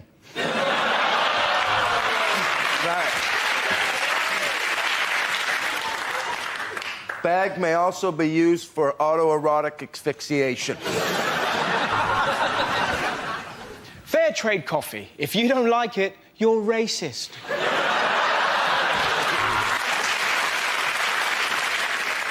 Sunny Delight counts towards your 5 a day as -2.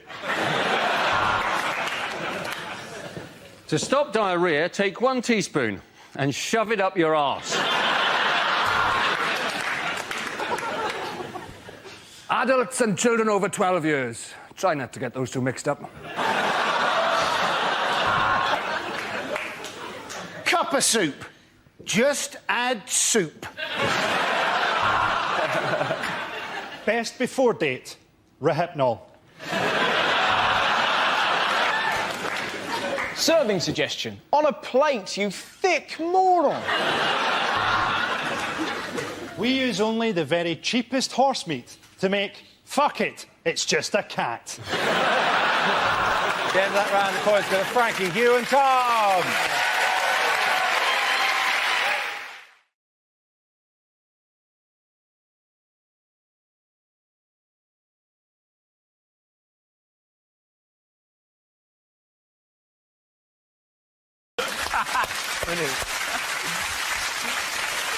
You don't need sunscreen for pets because pets have fur and it keeps them Yes. warm in the winter and cool in the summer. If you put sunscreen on, it's just basically putting hair gel on them. You know, they're trying to keep cool and not go on the pull, aren't they? How do you know about hair gel? A little bit of this, Ed. This is me going out for the night. I'm ready to roll. My favourite thing about when it's hot is when I go and check my gas meter and it's still on 40 quid and it's been on 40 quid for a week. To be fair, though, in the winter it's on 40 quid because my uncle sorted it. But, it's all... Probably not the thing you want to admit on national television. But There's been a 204% increase in barbecue sales, right? And a 176% increase in charcoal sales, which means, Dara, that 28% of people forgot to buy charcoal. There was 9 million sausages sold by Tesco this week. Really? 9 million, that's 4 pigs. And 3 horses. Many horses died for that joke. Quite angry, though, in the summer. Everyone gets quite angry. There's more road rage in summer, isn't there? Because it's sort of hot, people will get out and fight. Like, in winter, no one's going to get out. Do you know what I mean? Like, if someone's really annoyed you and cut you up, you're going to, come on then, but, oh, it's -3, see you in spring. Do you know what I mean? The cutting up, I rarely cut people up. I'm a very excellent driver. But I hate it if I'm in a taxi and the taxi cuts somebody up because the person who gets cut up always looks at you, the passenger, like you're the one at fault, like you ordered the taxi driver. Get me to where I want to go now. There's an extra tenner in it if you just step on every toes, right? So anytime I'm in a taxi and the taxi driver cuts somebody up, right, I always make sure I'm rammed up against the window doing this.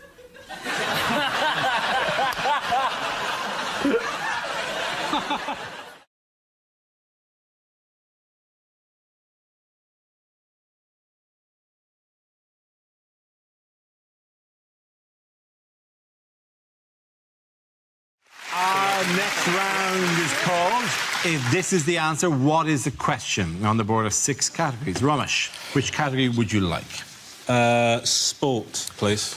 OK, the category is sport. The answer is 264. What is the question? Is it the number of back-to-school photos of our kids my wife posted up this morning? Each one more delightful than the last. I'm just like, the second one ain't even that good looking. Do you know what I mean? Just keep him secret for the good of the family name. Do you know what I mean? Yeah, because you're really trailblazing in that department. Listen, mate, that's not a problem. The poor bastard looks like me. Do you know what I mean? Like, that's what I've said to my wife. Should we have another one? I'm going, if we have a girl, the risk, I'm not willing to spin it. I'm not willing to do that. Girl that looks like an Asian Rolf Harris, absolutely not, mate.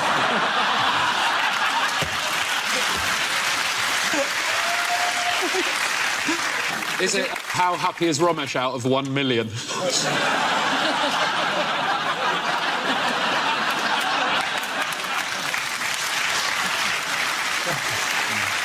Is it what would be a rather worrying nickname for the parents of your new girlfriend to give you? Is it how many free seats on the train does Jeremy Corbyn count as no free seats? Is it the new retirement age in Greece? Is it how many hours in a junior doctor's working week? Yeah, right, guys, I went there. Is it how many dick pics I get sent every time this show goes out to air? Sorry. Is it the number of voters in the referendum that actually fully understood the ramifications of what they were voting for? True that, Rob. True that. Is it how many summers must pass before you reach the sell-by date of a pepperami? If each member of Jedward had 132 sweets, how many people in the country remember who Jedward are? Any of the correct answer, please? Across the whole series, how many points am I ahead?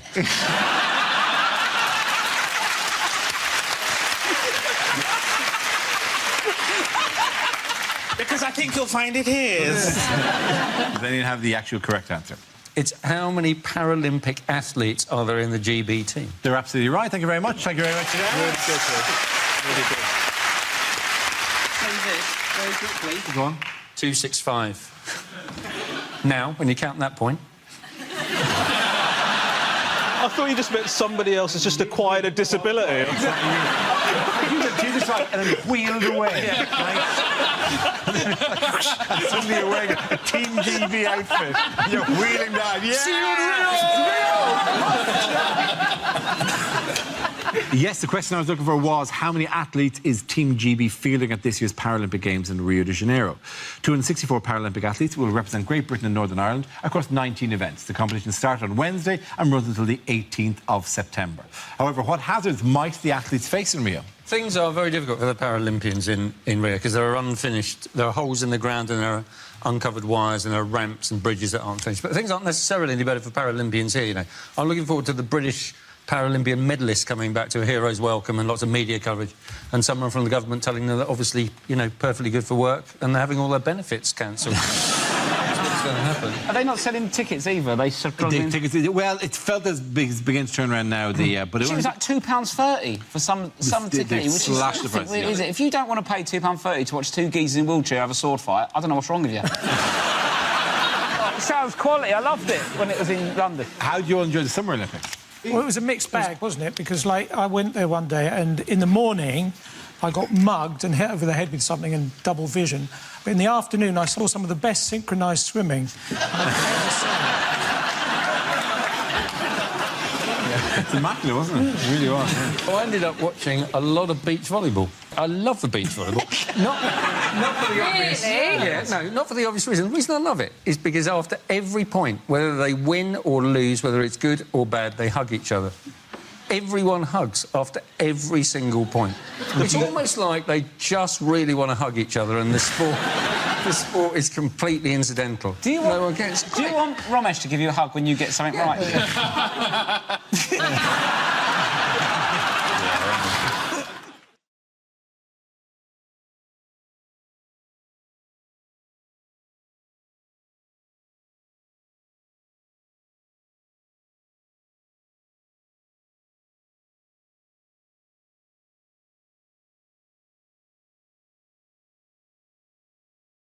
Jeremy Hunt on the train, do you hear what happened to him? Yeah. He pulled the emergency brake. No, he didn't pull the emergency brake. He pulled the emergency alarm. He pulled the emergency alarm while in the toilet, got confused about how the toilet worked, pulled the emergency alarm, and then they made an announcement. Somebody has pulled the emergency alarm in the toilet, if anyone could go, you know, because no doctors were there, because they're all still working, and couldn't get to it. And then he, like, the door to open, shunk, in that kind of Star Trek style-y, and the Minister for Health had to walk out and go, no.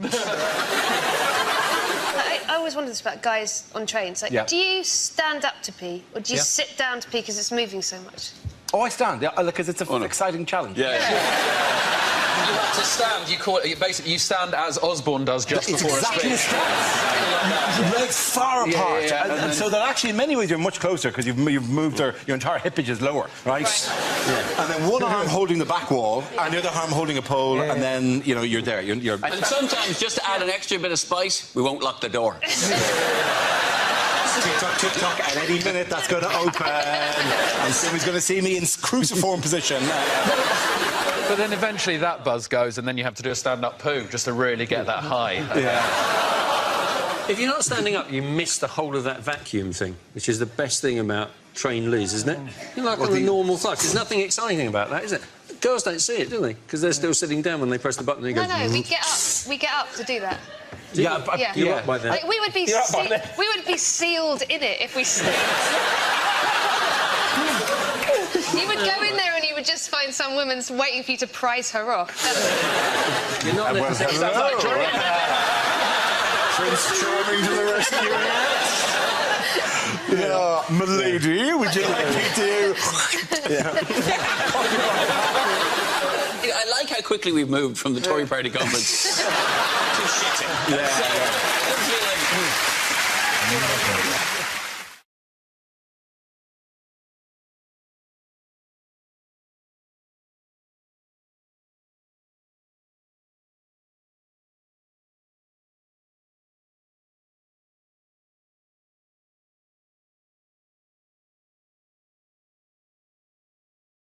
We start with a round call. If this is the answer, what is the question? On the board are 6 categories.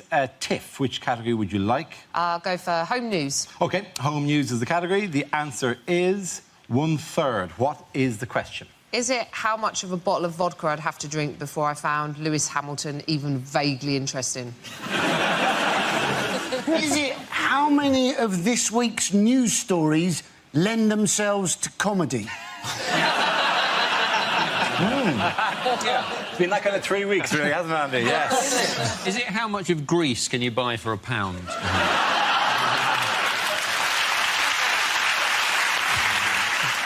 Is it how much of Kim Kardashian is made up of arse? Is it, of all of the children that I taught maths to, which proportion of them genuinely had a future? Is it what emoticon would I use to tell someone that I've wrapped a rubber band around my scrotum?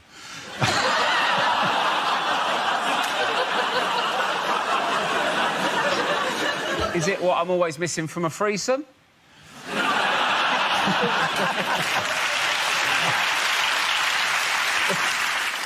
Is it FIFA's target survival rate for stadium workers at the World Cup?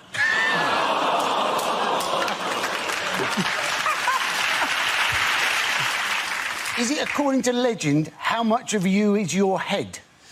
Yes. It should be noted. I'll tell you what it could be answered to. What proportion of that team have I seen completely butt naked?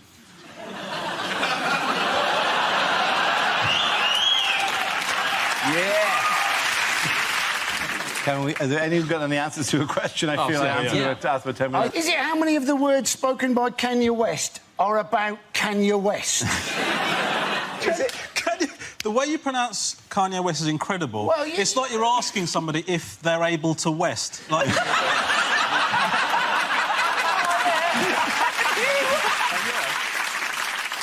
Is it think of a fraction that rhymes with the word bird?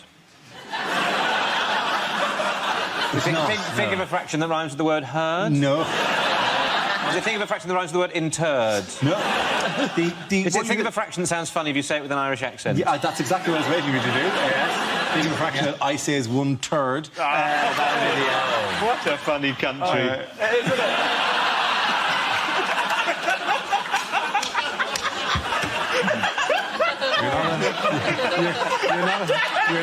You're not on Radio 4 yet.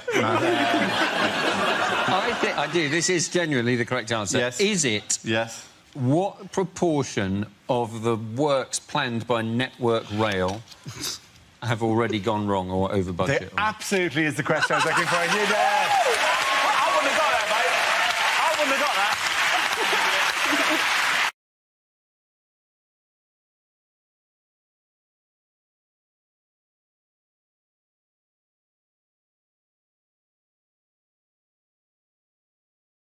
We start with a round call. If this is the answer, what is the question? On the board are 6 categories. Catherine, which category would you like? Politics. OK, politics it is. The answer is 10 billion. What is the question? Is it how many hours of community service will Justin Lee Collins have to do before a girl agrees to date him again? Is it the number of tweets that David Cameron's received to his new Twitter account that include the word tosspot? Is it, if the planet Earth wore trousers, what size waist would it take? Well, is it? Well, let me check my notes. No, it is not. Is it how many units do I get through a week? Is it... What does 10 million sound like if you say it when you've got a cold? Is it how many STDs are circulating on the Isle of Fernandos? I don't even know. I don't...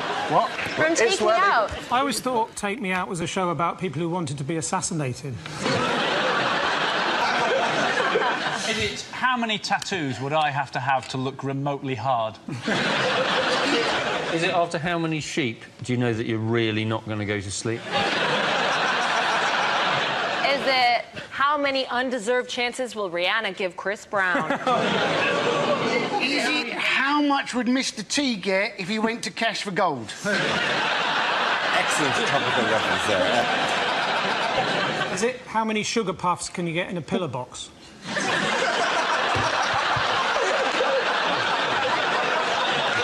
Is it, in fact, what are the chances against getting a joke about Jim will fix it? OK, we'll move on to the correct answer. How many days has that sail been on a DFS? I really do need you to go to the correct answer now. Is it the amount of cuts that the Chancellor of the Exchequer is trying to find from the welfare budget? Absolutely right. Thank you very much, Andy Parsons. Yes, the question I was looking for was how much is the government planning to cut from the benefits budget?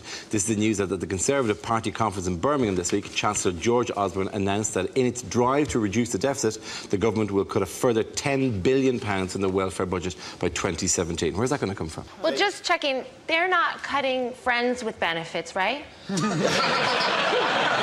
fine. That's still grand. Up to the age of 25. It's quite difficult for them, isn't it, to know, because you're not allowed to like the people at the bottom end because they're poor and they're not helping themselves, so boo-boo to them. And you're not allowed to like the people at the top end because they're rich and they've got all the money and boo-boo-boo to them. And it's kind of getting squeezed more and more. Eventually, they're just going to put the recovery on one guy called Kevin Williamson of Warwick. It's all just going to be about him. We're really backing you to get this country back on track, Mr. Williamson. Holy shit! There's a guy at home now in Warwick going, oh, God. Yeah. I cannot believe this. This is the worst way for it to be broken to me. If he's been correctly chosen, he will there going, I knew that. I knew it was going to come down to me. I knew all these people, and I'm the only one who can do this. Darling, get my jacket. I'm going to leave the house. I'm on Euro Millions this weekend. David Cameron was determined to change the image of the Conservative Party, wasn't he? He wanted to just stop people thinking of them as the nasty party. He's done that now, because they're now thought of as the ruthless bastards party. I feel sorry for the Tory party, because apparently last week they were all sent a badge saying Britain can deliver, but none of them arrived. What a cheat that David Cameron wants kids to stay home until they're aged 25 when he can't even keep his own kid out of the pub aged 8. I tried living with my parents, but it didn't really work out. Apparently I didn't see the no camping sign amongst the gravestones. It didn't kill them. They're probably not dead. It's definitely a joke, all right? But he did really try and put sugar puffs in a lamp.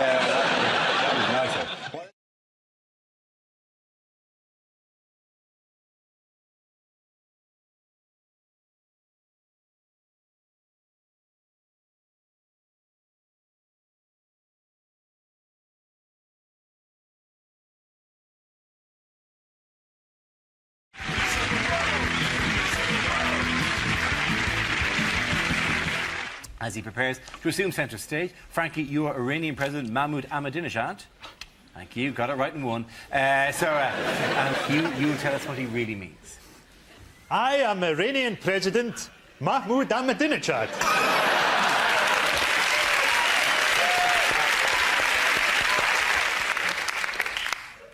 But you can call me Ted. We are developing nuclear power, but our aim is peaceful. We are developing nuclear power, but our aim is Jerusalem. We're developing nuclear power which could benefit the West. Have you considered changing your electricity supply? Iran has been accused of sponsoring terrorism. We do. 50p a mile. The American president is the son of a swine. I hope that one day his body is identified by the teeth marks on my penis.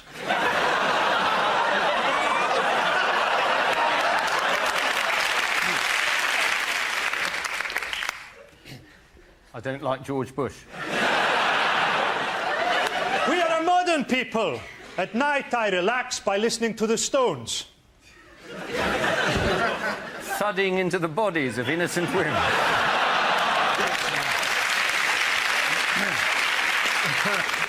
I am opposed to nuclear weapons and would like to see reducing numbers. 5, 4, 3, 2, 1. Very good, well done. Oh, put him down, Camilla. I'm sorry she's insatiable. Anyway, I meant to give you this. I don't know why. I don't care. Oh, look at this. This is lovely. Isn't like a lovely Christmas present? Goodness, my voice is even lower than normal. I wonder if they have any strepsils. By the way, I have already paid for this. I'm not walking off with it. Oh, for goodness sake, Camilla, put them down. It's a compulsion. We haven't got any money. Oh, no, please, if you could just pop them in the bag, that'd be thank you so much. Lovely, thank you.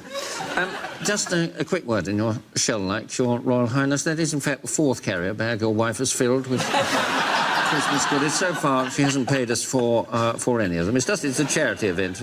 Well, don't worry, I'll just write you a pretend IOU. I normally prefer to play the way I handle my relationship with my mother. Contactless. You take your hat off and you bow. That's what you do. Hat off, bow. It may be Christmas, but I'm still the Prince of Wales. Yes. Oh, look at these. These are lovely. Would you give me a small furry aviator? Could I have one, please? No, miserable wanker. Hello, Camilla. We got all the goods you asked us to obtain for you. That's lovely. Are they all here? Oh, what a lovely puppy. Could I have the puppy? Look at these dogs. What lovely dogs. Could I have the dogs? Well done, unanimous! Rory, you're England football manager. Sven, you're in Ericsson, talking about recent events. Well, hello, ladies and gentlemen. Hello, ladies.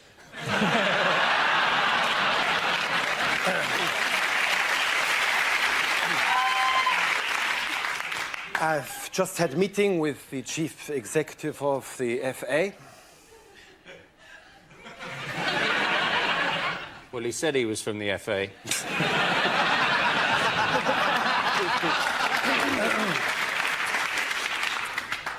We reached a very amicable settlement.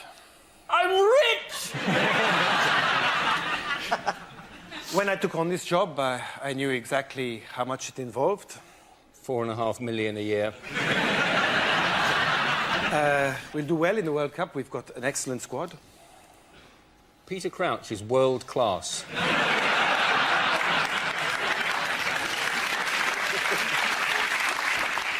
I would like to reassure you that my mind is very much on the job.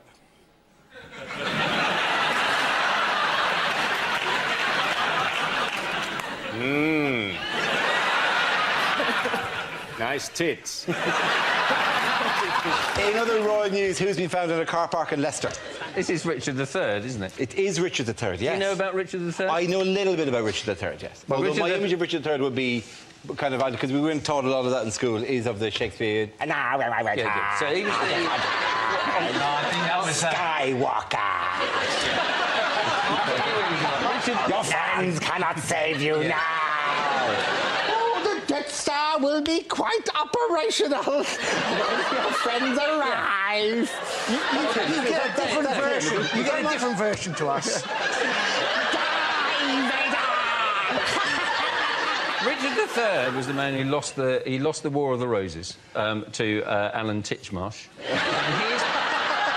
And he died at the Battle of Bosworth, and his remains have been found under a car park in Leicester, which is great, but they don't know what to do with him because he's lost his ticket and he's got £6,000 in back payments. He's got to pay another 50 because he's buried across 2 spaces.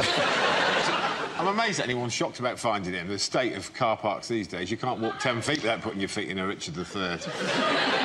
It's not a big deal either, is it? They found him in... It's not a big deal. They found Richard. It's not a big deal. They find Prince Harry in a skip most weeks. It's an amazing addition to Leicester's Hall of Fame. They've got Engelbert Humperdinck, Shawaddy Waddy, Rusty Lee, and now Richard III. It's the worst variety show of all. All emceed by Gary Lineker. Please tell me that he comes on at the end. I'm suspicious it is Richard III, but firstly because, you know, they didn't have car parks in the olden days, and also because they found the bones in a small cardboard box labelled Southern Fried Chicken. Well, I think that's the reason chickens do have a curvature of the spine. Yes, they do. Wings. It is, yes. And people were a lot smaller then, so... They were, you're right. They weren't the size of a chicken. That's so I have found Richard III. Just a chicken carcass. Yeah, look. We didn't have to dig.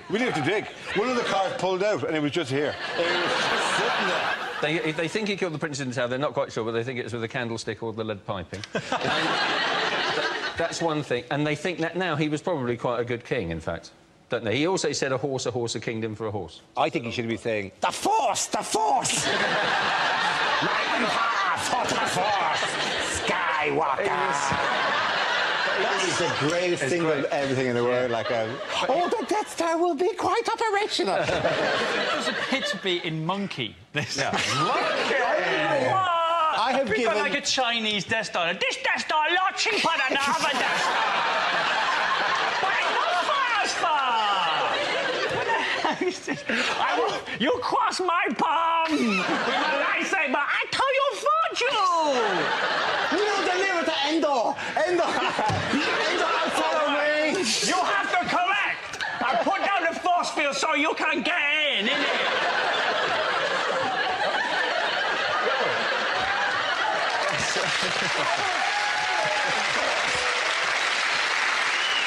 I'm looking forward to the worldwide distribution of this episode.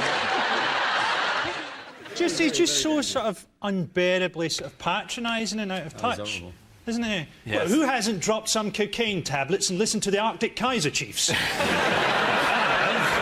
I mean, it's that thing, you know, where everything is a photo opportunity for him. Yeah. And none of it's actually that impressive. So it's not that impressive to ride huskies or cycle a bike. Seeing as it's just a photo opportunity anyway, I'd like to see Cameron kick a lion's head off. I would vote for that. If he came on in his party political broadcast and kicked a lion's head off and then turned to the camera and went, could Tony Blair kick a lion's head off? We have a picture of the front row of the Tory conference. I mean, this is like Weblog Central. Look at these people here. This is the actual people who are...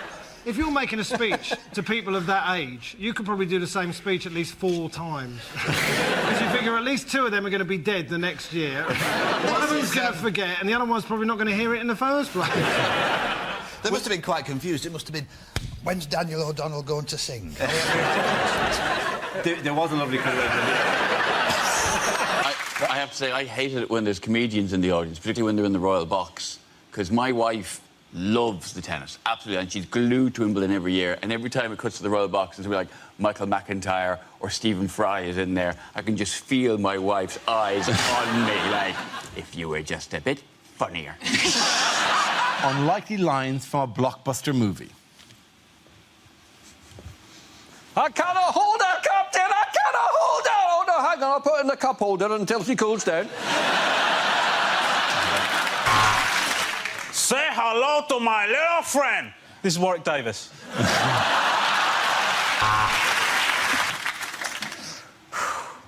In all the Weatherspoons in all the world, he had to walk into mine.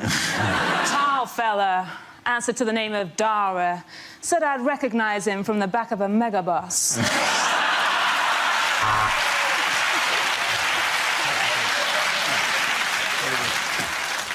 This is the furthest outreaches of the universe, Alpha Centauri. How did they get to host the World Cup?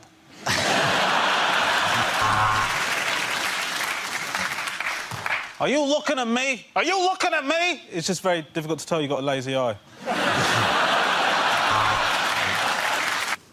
Well, lovely to see you, David. Oink, oink. Lovely to see you too, Angler. Particularly because when the car pulled up, I thought you were Nicola Sturgeon. Terrible woman.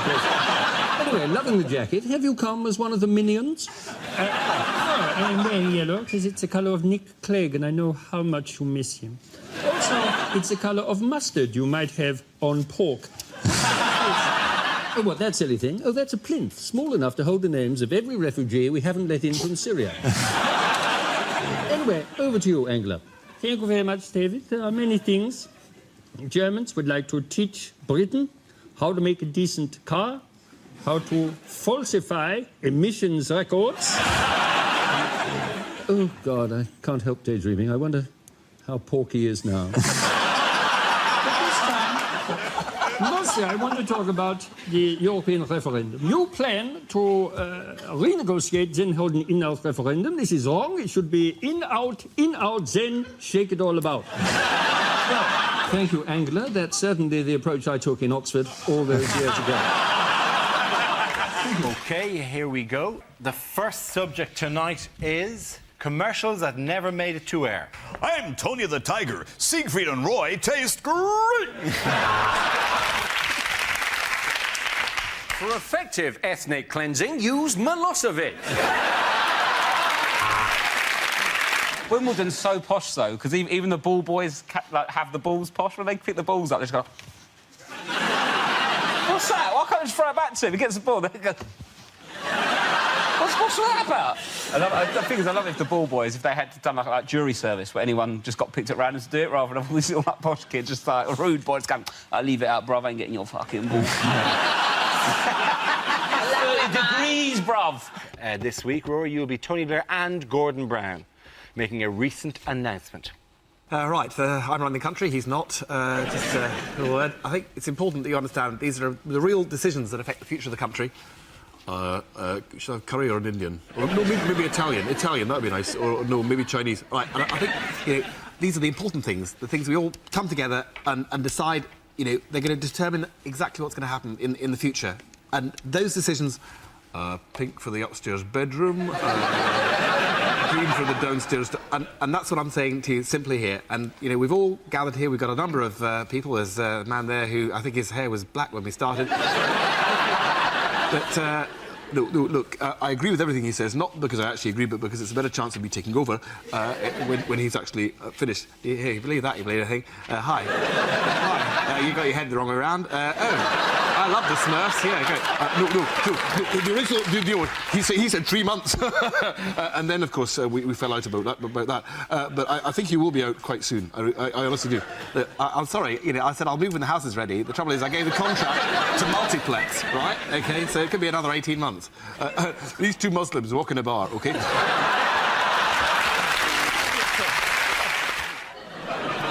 Hello. I'm looking for a woman with massive tits. So that she won't be intimidated by mine. I'm looking for a lady who can share the good times and the council tax. I've taken a lot of care with my appearance. I've taken care to appear like a cartoon dog who's accidentally swallowed a pickle. I've always wanted to have sex in a car, and I've got two. So I reckon if we park them side by side and take the doors off, I could just about manage it. So get in touch if you fancy friendship or something more, by which I mean intercourse. Our next round is bombshell phone calls. Here, two players take on the identity of famous figures who are on the phone to one another. Frankie or Tony Blair calling American President George W. Bush, who will be played by Rory. Hello, George. Pick up the phone. What's that ringing sound? Mr. President, it's the telephone. OK. Hi, who's that? This is Tony. Tony. Hi, haven't heard from you in a while. Didn't we speak yesterday? Oh, that Tony. Yeah. Just 1 second. I'm going to put you on hold. Do we know this guy? He's from Great Britain. Are they for us or against us? I think we're not currently fighting them, sir. Sorry, Tony. Your call is important to us. Go ahead. Well, I hear you've been having some trouble with Dick Cheney. Mr. Cheney's an upright guy. He's an outstanding citizen. And just want to say he's a great deputy prime minister. No, he's not. Vice President, sir. He's vice president. Thank you.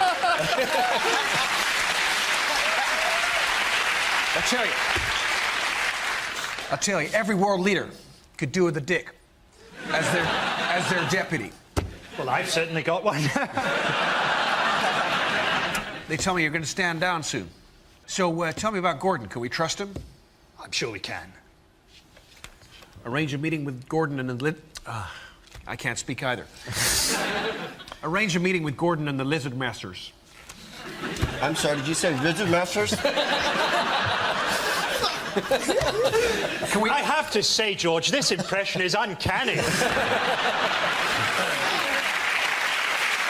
Ah, tally-ho, look out, posh boy coming through. I wonder if there's any grub. I'm absolutely starving.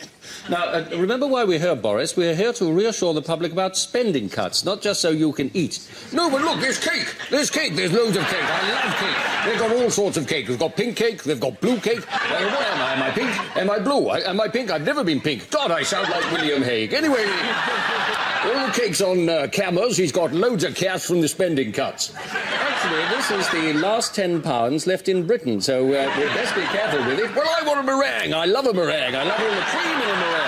Well, why don't you share mine? I mean, times are hard. Well, I could, I suppose, but I have a rule. I have a rule. I never share anything with another man, unless, of course, it's his wife. Here we go. Now, careful, don't get any of the white stuff up there. No, that would be very bad. Anyway. So, do you have any change? We were hoping to save some for the poor people. It doesn't really matter, but if there is some left over. Have you £3? Lovely. That's absolutely perfect. God, there's a big crowd here. I wonder if I could do them for the congestion charge. They absolutely love me for the congestion charge. They love my blonde-haired buffoonery. They love me. Come on, Boris. Oh, yes, they love me. And they love me when I'm riding my bike. That's what they really love. Yes, oops. There we go. That's the Pakistani betting syndicate satisfied. Oh, look, lovely. Sticky fingers. Yes, I love a sticky finger. That's not the first. Oh, look, a genuine Cockney. Hello, how are you? Oh, Lauren Lummy, who shot Cock Robin, apples and pears. Down the old chimney and Mary Poppins, the Cray twins, innit? I'm sorry, I have no idea what you're talking about. Well done, you. Things you'd never hear a French person say. Of course, it looked hopeless, but we kept fighting.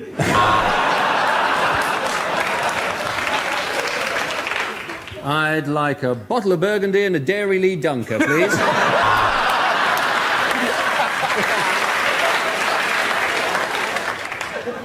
You're English. How nice to meet you. J'aime beaucoup, Monsieur Jeremy Clarkson. I've just bought a wonderful little holiday home in the south of Birmingham. OK, our next topic is what the voices in Tony Blair's head are saying. You will obey! You will obey! Trains, toilets and celebrities. What is the question? Is it, if you're going to make a sex tape on public transport, what 3 things do you need? Is it what Peter Andre says when he's asked what his daily routine is? Our trains, our toilets and our celebrities.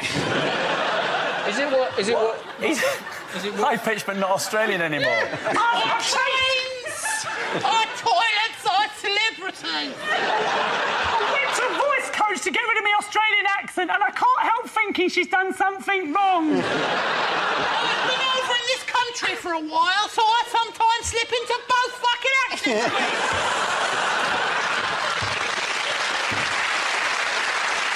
Our trains because of my six-pack. I don't miss my jeans. And the answers the celebrities are making the money for the kids.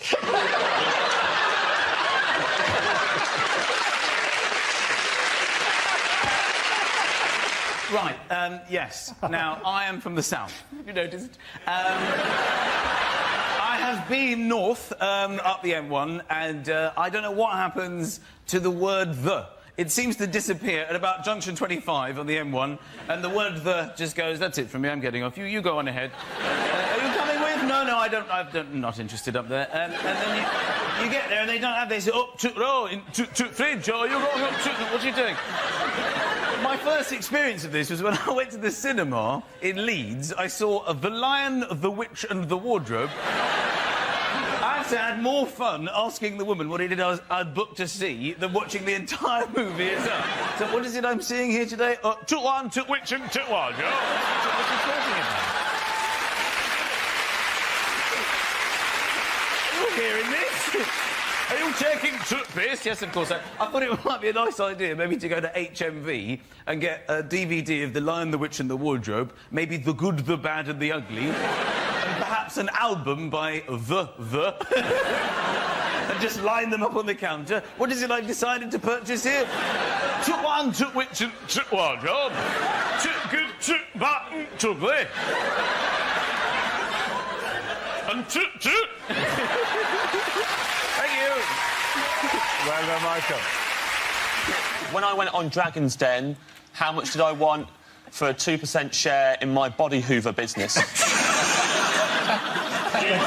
James, talk numbers. How many? What's your turnover? Well, Deborah. I haven't really got the numbers in my head. That's what they say, isn't it? Right, I'm out. That usually gets... Is it what is the count in Sesame Street up to now? We think he's just somewhere in a bar, just still counting. Just tiny Transylvanian puppet in a bar. 1.5. We start tonight with a round called Picture of the Week. I show the panel a topical image and ask them to tell me what's happening. So, what's going on here? Is Putin saying, damn, did I put the cyanide in the tea or in the sherry? Is Cameron, in fact, trying to upset Putin by trying to drink his sherry in the most gay way possible? Putin does look really relaxed, doesn't he? I think he's watching one of his favourite sports and there may be two bears killing a dog. What, Bear Dog? I love Bear Dog. I watch it on Russian television all the time. Cameron presumably is just saying, 2 more series and I invade Syria. Is that David Cameron tries to lighten the mood at the G20 by playing a tiny trumpet? Are you sure it's not actually a picture of Mr. Burns and Smithers? I think they're discussing election strategy. I think Putin's explaining how he's already won his next 4 elections. Presumably they're playing the Obama speech drinking game. Every time Obama says red line, they have to have a drink. Maybe neither of them are speaking. That's true. Just taking apart the entire conceit of Can I just say at this point that I can't do an impression of David Cameron? I don't think anybody can. And in fact, I think I was only asked on this program tonight because Dara actually was a appointment in a week that Dara was not feeling very well. So they said, so we need to cover in case Dara doesn't make it to the show and in the recording. So if you could come in and do that, would be great.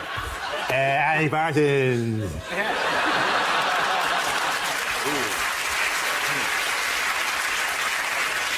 A particularly savage Ed Byrne impersonation you're doing there. I never knew he had a love child with Louis Walsh, but they seem to be living in one giant house together, raised by Terry Wogan. Anyway, so...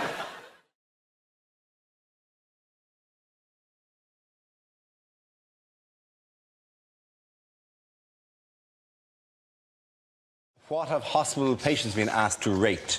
They have been asked to rate, apparently, exactly how good the A&E departments are. The question is, would you recommend this A&E department to your friends and family?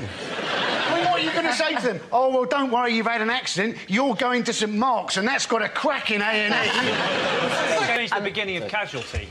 wasn't it? Just a man falling off his shed onto his garden rake and then crawling to his laptop to go on TripAdvisor.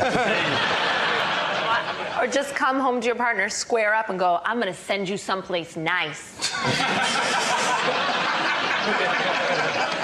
Well, I've never heard domestic violence put quite as charmingly as that. Yes, I know that they put don't know in. There's extremely likely, need or likely, nor unlikely, likely, extremely don't know. Don't ask the people with concussion. How would you rate it? Cabbage? Banana? Mummy? Cabbage? The people who give the lowest rating are dead. So the results are going to be unavoidably skewed. That's going to be a very awkward conversation when they go, I'm sorry, we've lost him. Do you think he was satisfied with the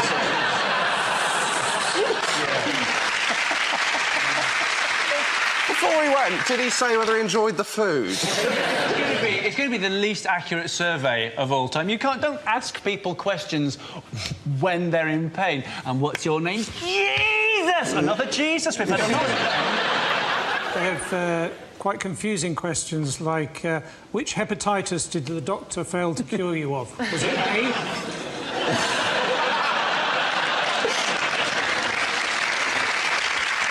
Who has received a hero's welcome at the conference? Batman! Yes, the bit where Batman came. No, not Batman. Oh, Boris. Boris Johnson said he wanted to be tough on crime. And this was after, apparently, he's had 6 bikes nicked. And you're wondering, has he really had 6 bikes nicked? Or 6 times he just hasn't got a clue where he in fact left them? What was the hero's welcome? What did they do for him? They kind of clapped. It wasn't like they threw rose petals on it. They also gave him, like they give everyone at the Tory Party conference, they gave him a 2-minute standing ovation. That's what they give absolutely everyone, whatever they've said. It makes perfect sense. It's 30 seconds of clapping and a minute and a half for most of them to stand up. Do you need a hat? Come on, I can do this. Come on.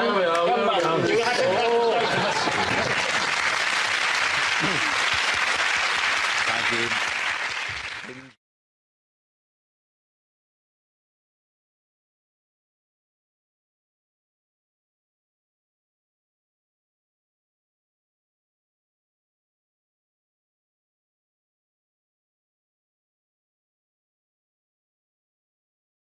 Other news, and there was other news this week.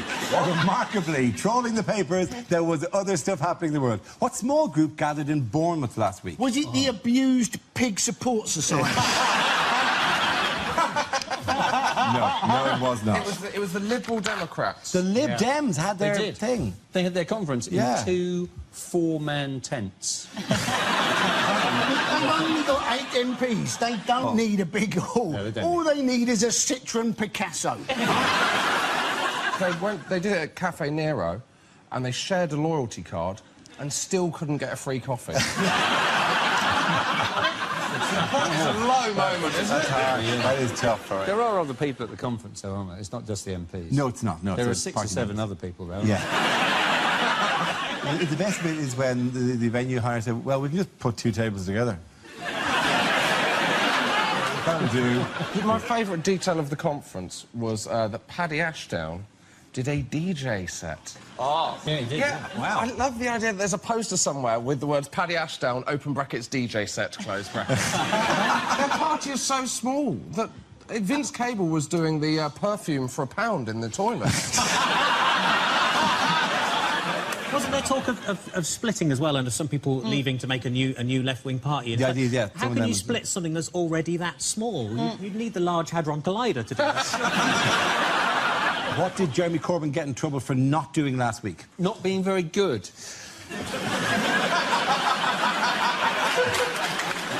He didn't sing the national anthem. Why did he not sing it? Well, he's a Republican. He doesn't believe in the monarchy. But he claimed he was very much deep in thought. But then he's probably like most of the population who doesn't actually know all of the words to the national anthem. There's a very odd thing in the second verse, though, which no one knows at all, which the opening line of which is, thy choicest gifts in store, on her be pleased to pour.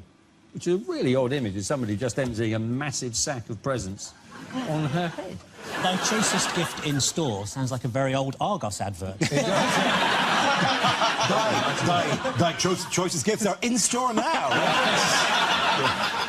Didn't he claim that he was remembering the war? He said no. He later said that he was so moved because of his memories of his parents who were involved in the war and all thing, which is his first piece of spin. Could we?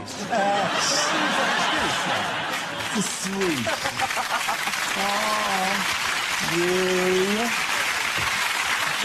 None of us like the national. It's not a banging tune over here. No, Paddy it's Ashdown didn't spin it at the. Just got to a break beat, dropped it. Hey, here comes the Queen. This one's for Vic's Cable. Get on the dance floor. Things are about to get pretty extreme. If they want something Jeremy Corbyn will sing gleefully, why don't they do David Cameron Had a Farm? The boys from James, Zoe and Andy.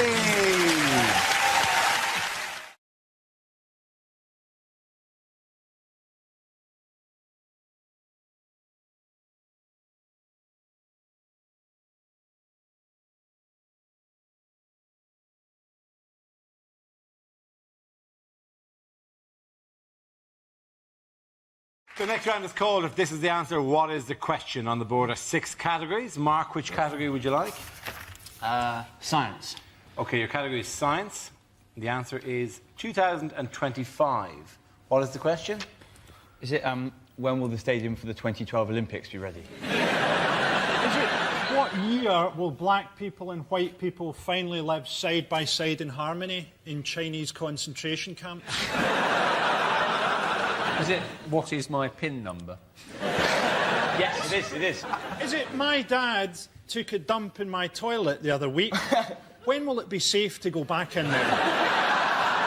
Or how many times is the word umbrella repeated in that bloody song?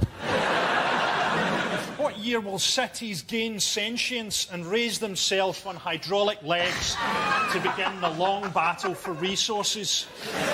Frankie's vision of the future is terrifying. Is there any vision of the future you have which involves us living in peace and harmony, having transcended war? Oh, I've just noticed we're on a dying fucking planet, Darren.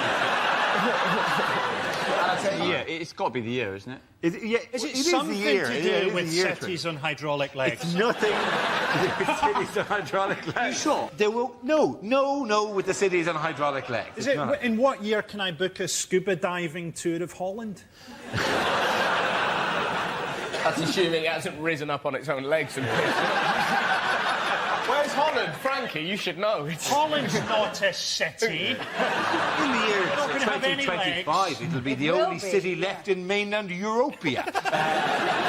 There's a giant war against the ocean countries, etc., etc., etc. OK, I'll give you a clue. Nothing apocalyptic about it whatsoever. I think I might know it. I'm dull enough to know that, because I read this. It's something to do with hydraulic. I think it's the date.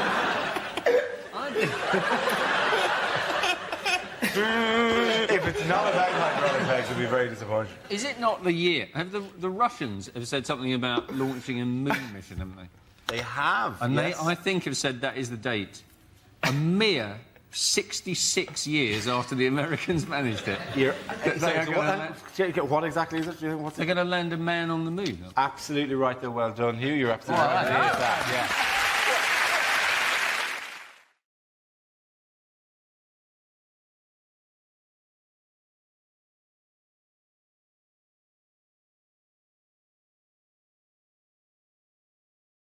yeah. Now we play a round called Wheel O News.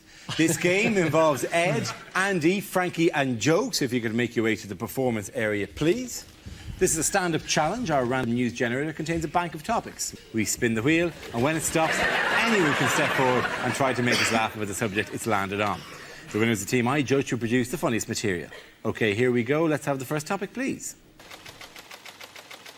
And the first topic is that bullying? Who wants to come in on bullying? Ed. I'll say bullying. Bullying, serious problem. Obviously, there's a lot of problems in the world, but it's OK, because wristbands are sorting them all out. Them ribbons were useless, but the wristband was on the case to save the day. But my favourite wristband is the anti-bullying wristband, because footballers like Wayne Rooney, people like that wearing it, that kids were getting beaten up at school for their anti-bullying wristband. And that's just beautiful. I'm just so glad that never happened to me when I was at school, because I could imagine myself trying to reason with the bully as he beat me up for my anti-bullying wristband. Like, no, but that's my... Oh, the irony. You're only fooling yourself. You may take my wristband, but your actions will never mirror the sentiments it represents.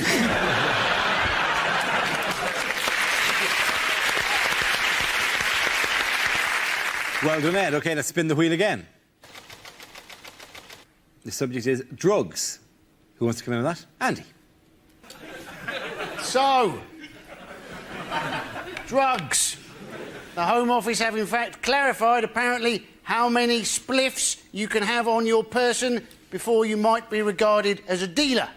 Apparently the answer is 500.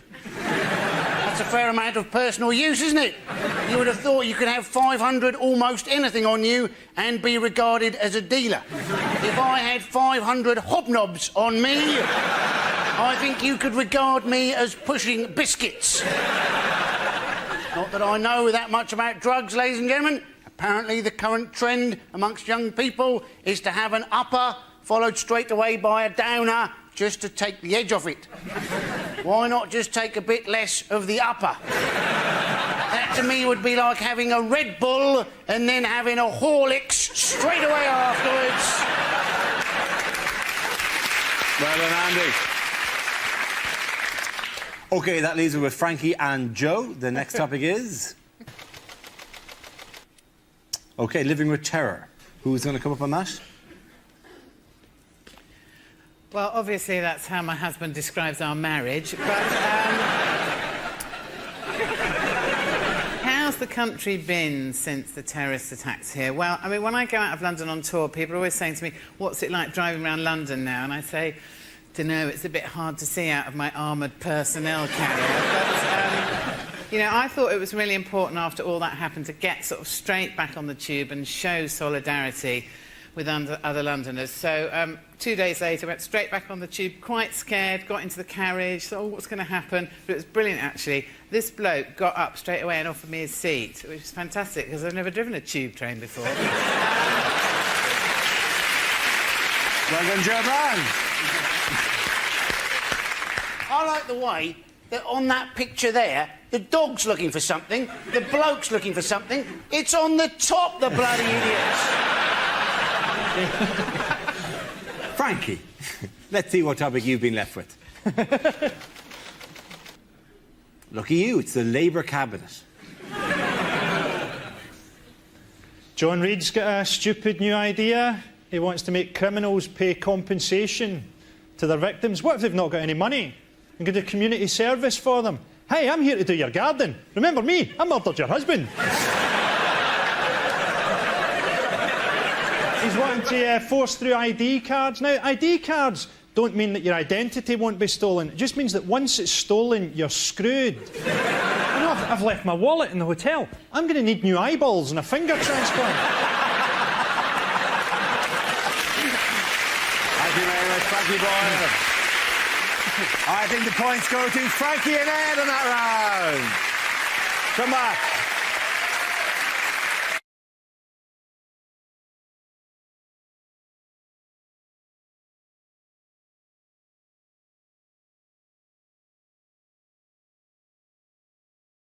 Which neatly brings us to the Democratic Unionist Party, who are the new power brokers. Let me just reassure you that you may be enjoying my work or Graham Norton's work or Terry Wogan's work. The DUP are not in the whimsical end of Irish. They're not in the gentle comedy of the slightly wry look at life. They're in the chaining up swings on a Sunday so children can't play school of Irish politics. Why didn't you never tell us about them? Because, frankly... This has been 12 years or whatever this show's been going for, and you're just going, you know, all the stuff you normally say, that they won't let me fight the robots and robot wars or whatever. Just give me one round where I can fight the robots with a weapon of my choice. And we'll see who's the winner there. Who's a Lord now, Mr. Kill-a-Lot. Why have I not told you about the pleasures of the DUP? Because you ain't ready for the DUP. Wait till you meet the people who don't believe in dinosaurs. That is... They are so homophobic, it's amazing. One of their councillors blamed us gays for natural disasters. And do you know what? I quite like those mad bastards for that sort of thing, because there are days when I feel I haven't achieved enough in my life. And I just feel they protest too much because they love a parade, and we love a parade.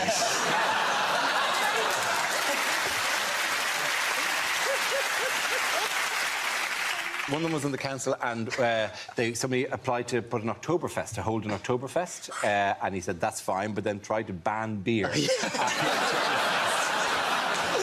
They're not the party. Oktoberfest without beer is just sausage and lederhosen, and no one wants that.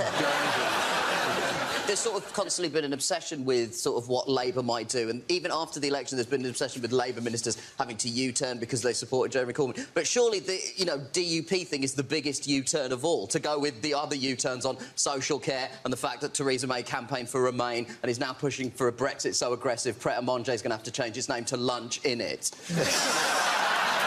Yeah.